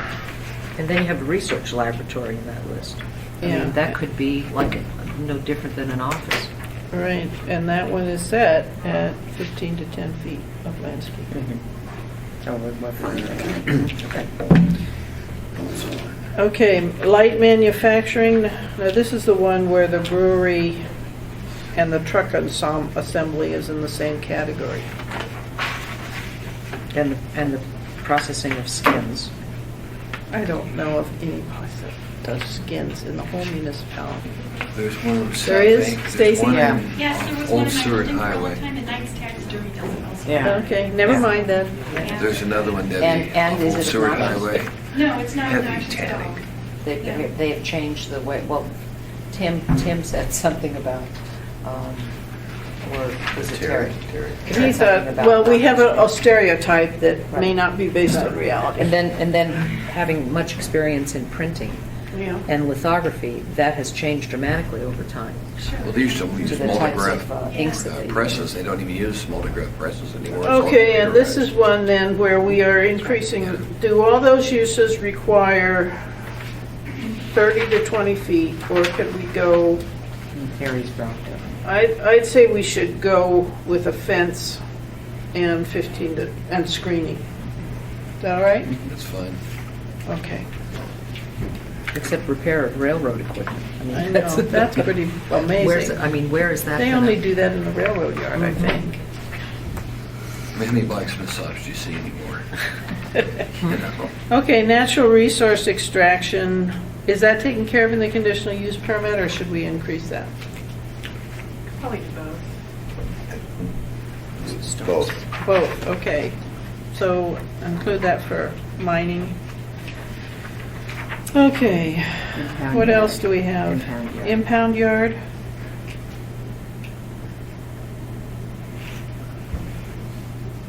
That's where you have less, I mean, the noise is. more of a visual. It's a visual, so I, There's Okay, that we one want down the at fence, 80th and we want the Lake fence Otis. and the 15 with that one too. Or 10, 15, whatever. Okay, what else we got on this? storage yard, We want a fence and we want screening. Okay, And then there's one down on, they just got a cyclone fence around. Screening being L4. oh, I'm sorry, we want the Small. fence and the, Small. yeah, but we do want the fence. and then solid waste transfer. Composting facility, Jennifer? What? Stacy had a question. I didn't hear about that. Go ahead, Stacy. I just had just a dumb question, but at what point do landscaping changes kick in for existing properties? Is it if you do a remodel, addition, tear the building down, build a new building? I mean, at what point do they have to follow these guidelines? Or is it? So you go to chapter 12 and you look under the characteristics of use section, and there's the trigger for when you have to spend 10% of your project costs going towards compliance, Okay. which may or may not be applied to landscaping. Okay, thank you. Okay. Is there anything on this second page that people want to talk about? They have the solid waste transfer disposal. And they have no The other problem. thing I have is that's going to have. Terry has it. Comments or direction on this. Do you think it should increase? Landscaping items. Which one are you thinking? Oh, do you think it should increase? Do we get complaints about the transfer station? Not up against the residential. No, The no, Midtown it's transfer mostly it's station. industrial. Yeah, It's just surrounded by industrial. But if it Should we were, change direction until they There's get some- complaints yeah, and there's some people want to know why commercial we're involved. changing? Just But so it's the pretty guy that close. owns the restaurant There's no residential. isn't offended by the trucks going by with garbage in them. They change it every now and then, they change how they get into I mean, solid waste. this isn't. Okay. I would think that landfill needs maximum landscaping and a fence. Yeah. So, I don't think Terry's accurate on that one. On which the- one? On the landfill. What the provisionally adopted code says.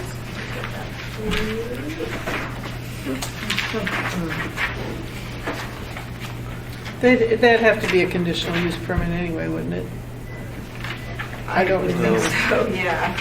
So, L4 okay. is required, Then leave it. is for landfills. Could you also do a process where, or add some language that if you have an exceedingly small lot, you can do an administrative appeal on some things? Or allow some process where you can look at these real small lots individually? No, I think we could do that. sure. Okay, all right, Yeah, if there's only 3 of them. okay. All right, so that took care of that one. What do we have left? I see 2 items. Dumpster screening, and what's the other one? There was one item that we had followed up on. It's from within the landscaping section, a You know, reference to. I'm going to have to reread. I thought there was more than that. I apologize to you. I thought that we had, I know that one, but I thought there was another section on rereading. So I will look at that again, but you're probably right, and I do. There was a question that Dave mentioned to me that you had a question about a multifamily provision that went away from the parking section. I don't know what you're talking about.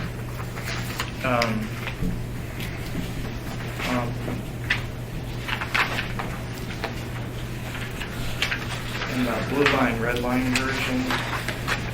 I retain Title 21 better when I'm not dealing with budget and taxes. And they push things out of my head. You have so much space in there. They do. From administration. Oh, I know, I just couldn't believe it. That's about the dumbest thing I've seen Yeah. in a long time. I think they do, God, big time. on the board. Yeah, to see the mayor's response to On it. page, Okay, guys, sorry. go ahead, Tom. On page 102 of the chapter 7, blue line, red line version,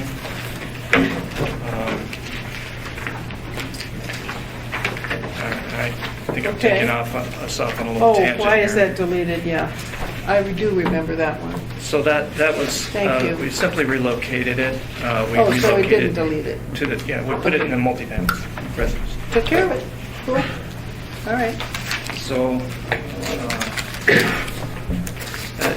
other than that, all we had was the, Credit as far as landscaping. right, the reference to the walkway, how the walkway requirements relate to landscaping. Okay, and that's the one I meant when I said, I thought that I saw more discord than you note in your remark. So what we recommended was to change the reference in that, the revised draft landscaping section. To the actual walkway recognize. requirements. And the actual walkway requirements is the place where we establish. Can I just ask a question about that? I thought there was an earlier a credit for paved, like atriums, as potentially legal landscaping. Is that wrong? I'm sorry. Paved courtyards or atrium areas? I thought that that was initially legal landscaping, and now we precluded it. Did I make an error? That was my point on that. I have to reread it, but I thought I had caught that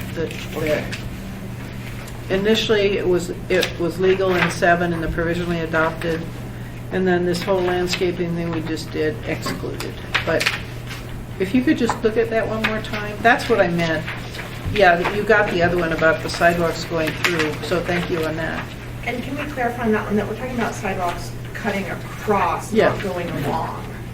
Right, but Okay. you meant, You yeah, may that's what I clarify that understood language. too. Okay. Okay. Anything else on that? Okay, dumpsters? Is that the last? Yes, that's the last we have. And that's on our most recent issue response. Yeah. From page 9. Okay. It's in the language to carry out the committee direction on providing a more flexible variance Yeah, I process. had a couple questions on that. On page 10 in green on the discussion, why would we not, what is the problem, I guess, that's how I should phrase this. What is the problem if multifamily share a dumpster? Why is that a problem? What we've attempted to do here is to make sure that there's nothing in this section that prohibits or complicates the sharing of dumpsters between multifamily. Oh, well then In other words, there isn't a problem in Title 21 or that Title 21 would have with the sharing of dumpsters. That's not how I read this, Tom, I'm sorry. What you did, I thought you put in the single family purposely to exclude multifamily. Well, single family right now isn't allowed to have a dumpster by itself, but multifamily is. Yeah. So this is saying, here's an exception to single family not being allowed to have a dumpster. Okay. Because multifamily can have a dumpster, we don't need to have specific regulations about sharing dumpsters. I wonder if Okay. it would be clearer, if maybe We we've just already been around this block, but this subsection B, it really follows on subsection A in a way. It's really related to that prohibition against single family in subsection A. It's almost like an exception to subsection A. Well, I misread it. So maybe if you could reference more clearly that it's a subsection, that wouldn't happen. I didn't understand. Okay, and my second question is, at what point will we see the predominant zoning provision language? That's one I've been looking for 4 years. It's hard, it's really hard. Is it? It Okay. is, but I'm working on it. Okay. I'm sorry, Tom, I didn't mean to interrupt there, but. And then on the abutting, that's my next question. So now when I don't see how this clarifies it. When you say, it used to say the receptacle shall be screened from view from abutting streets. And so you change that to streets abutting the property. I don't understand that. I didn't solve the problem. Pull the dirt out. Did you solve it in the next paragraph? I like that word abutting, don't they? Well, I just don't quite get it. Basically, if it's, the receptacle cannot be visible from streets abutting the property. So the property is along any street, in the receptacles in the view of the street, then it needs to be screened in one way or another. The screening just means not in view. Well, I like the the footage, the distance thing. I don't know if it's the right distance or not. And that one applies to the The open side. right, the gate. So Well, I was hoping maybe the abutting could have a distance too.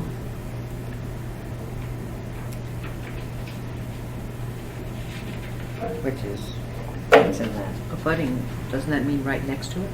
Yeah, but in other words, you could have potentially a property that is abutting a street, but the dumpster is 200 feet away.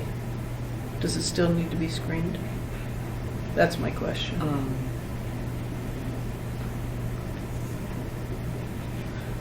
So at some point, at some distance,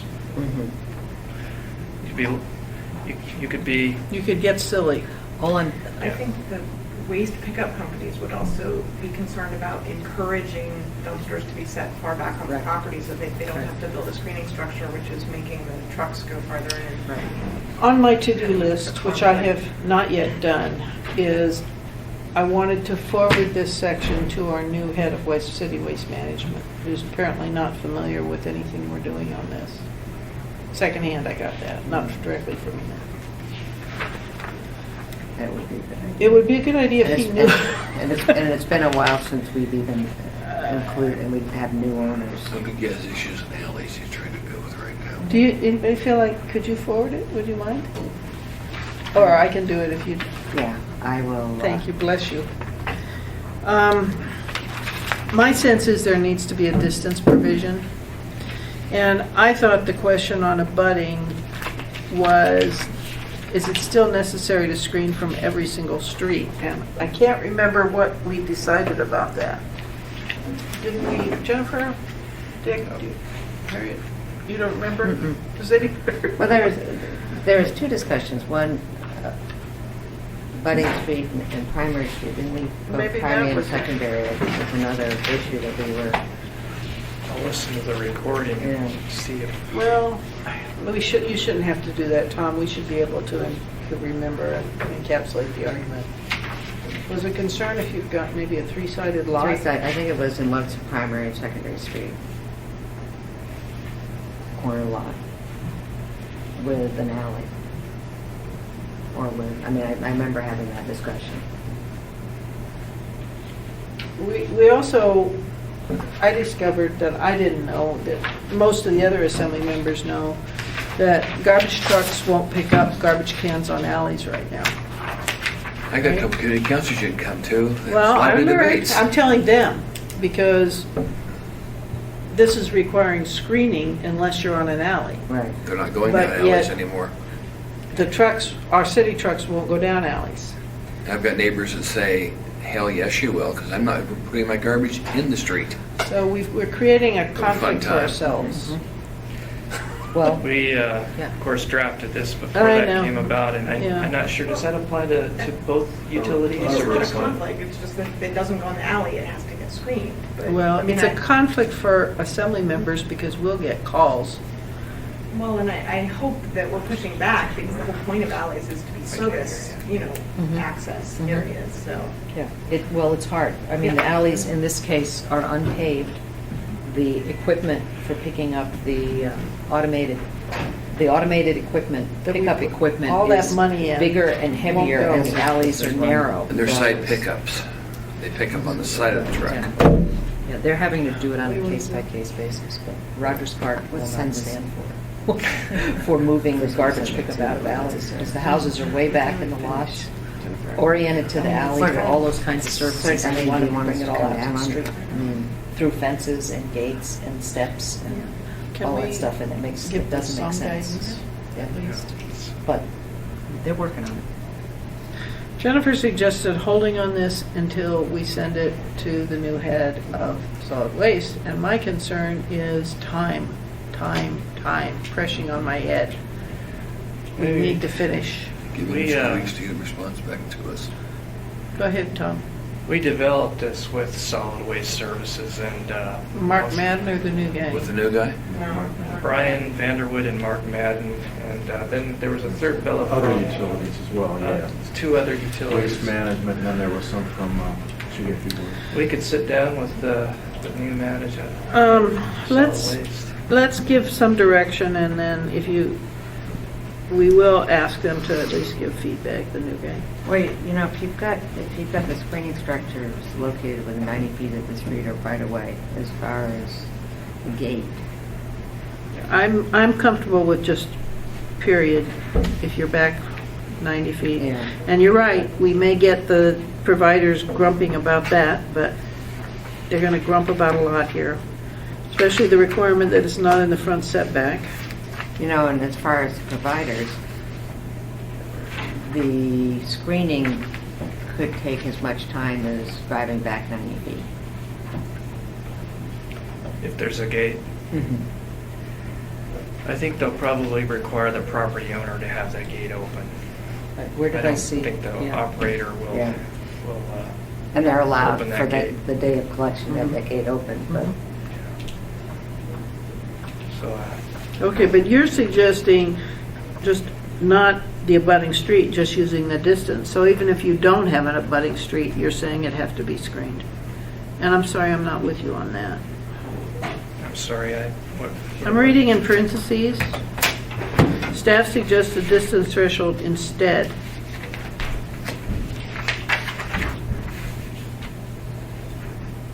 So even if you've got 2 neighbors without a street in between, they'd have to be screened. Well, That's how I read that. Well, the discussion, maybe I'm not being very clear in that. The main change is that what we did in that middle paragraph was to basically exempt dumpsters further than 90 feet from the street from having to provide a gate. Okay. And that's all we did. Okay. And so what I'm saying, for consistency, then the 90 feet should be maybe your visual, your... I agree. Say it again. So for consistency, because Debbie was saying, let's be specific as far as when the screening is triggered. And so I threw out the 90 feet. To be put into 1I, to E1I.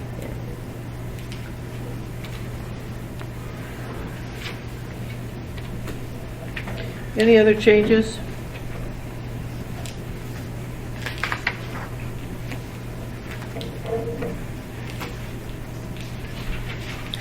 With the understanding that I'm sure this will be debated at the full assembly level.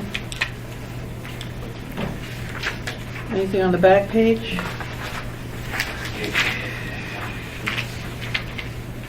The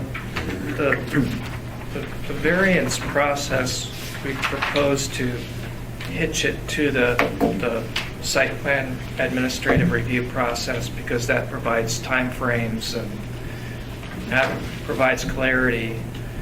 It also makes an extra appeals process available. And it's still administrative, so it gives the applicant the clarity of what the process exactly is. The other major change to it is that we're now making it available as a variance from not only the locational requirements, but from the screening requirements as well. Sounds good. And then I guess a third change is then we detailed out some more reasons why someone would be eligible for Can I variance. ask a question? This is administrative variance, though. This isn't the whole variance process where you... Correct. This is would go- still that administrative Okay, good. process. Yeah. Okay. All right. Anything else, Tom, right now? All right. What I'm envisioning now is the committee go on hold. the staff is preparing language for everything. I'm going to try to read it to see if, to my sense, it's captured everything. And then if either Jerry or I have anything additional that we think the committee needs, then we'll call another committee meeting. But unless, Jerry, you think otherwise, I think we're okay right now. So we're Now, free the next intent- Thursday. You're free next Thursday. Now, the intent is then, there's three possibilities for further committee action. One possibility is if Jerry or I discover something that we need more direction on. Another possibility is after the work session, if assembly members want to submit amendments or additional concerns, the chair has asked that those concerns come back to this committee for recommendation. And the third one is, and this is something I've got to sit down and talk to Jerry about, Chapter 10, the Chugiak Eagle River chapter. If we can get that done, the chair has requested that it be included in the whole Title 21 when it comes. So we're gonna talk about that, and I haven't had a chance to sit down and do that yet. Bob? When is the work session? Well, that's also something that's on my agenda for Jerry. Ernie and I have tentatively talked about November 19th. However, that is also AML, and both Jennifer and I are on the board of directors for the Alaska Municipal League, and it's meeting in Anchorage. So what we need to do is check the calendar for that day for AML, and I frankly haven't had time. And so what I was going to do is work on that this afternoon, and then we will post on, the meeting date section on the assembly page as soon as we get some certainty if that day's open or not. But that would be the preferred day, and if that day won't work because of AML, it would be the following Friday. And typically our work sessions are noonish. Okay? Anybody have any questions or issues to bring to the committee at this time? The only, Bob still has work to do. right. And Bob? We still haven't been able to resolve the buildings over the property. What's the status on that? What- Over the property line, I've told Bob, or conveyed through staff, that you need to talk to Sharon and myself to resolve your particular issue, because it's just that one particular property will resolve the issue. Well, we did talk to, Ross? not Ross, Oh, Don Crafts. yeah, we talked to Don and So, when, we need to talk. okay, all right, when Sharon's back Monday, so we'll give you a call when we get together. And then the only other issue is Gertie Chapter 9, and I forwarded to you two, and I think we can work that out offline out of committee. The Gertie Board of Supervisors, through their land use committee, sent those. I've been after them for a long time to do this. And some of them are doable, some of them aren't, but I don't think it would take us long to sit down and just make those amendments, if that's fine with you and me. Yeah, we're going to rely heavily on assembly members from the area on that. Bob? I noticed in the follow-up memo here, there was a discussion of office use limitations in industrial.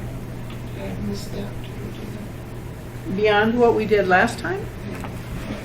I was to follow up with Tim to That's right. look into that question he had about what happens to an office building that was developed by an industrial owner, and it was industrial that met those new limitations. And then through change of ownership, it's now attempting to be leased out. And my thought at the last meeting was that the provision seemed to take care of that, and I was to follow up with Tim. I haven't done that yet, but I could follow up with both of you about that, and I just haven't moved in, I haven't advanced anything. Okay. All right. Seeing no further business, we are adjourned. Now, did you say Monday, November 19th? was Is that the potential Monday? date? The 19th No, is a Monday. Friday. It's Friday's the 16th. 16th, not the 19th, I'm sorry. Our work sessions are always Friday. Obviously, I don't have a calendar, and that's tentative anyway, so use a pencil, Bob, not a pen. Calendar. Thank you. I don't need it, because I gotta check the AML calendar now. Yeah, work sessions are always Friday. 16th is Friday. 23rd is Friday. Sorry. Well, we're gonna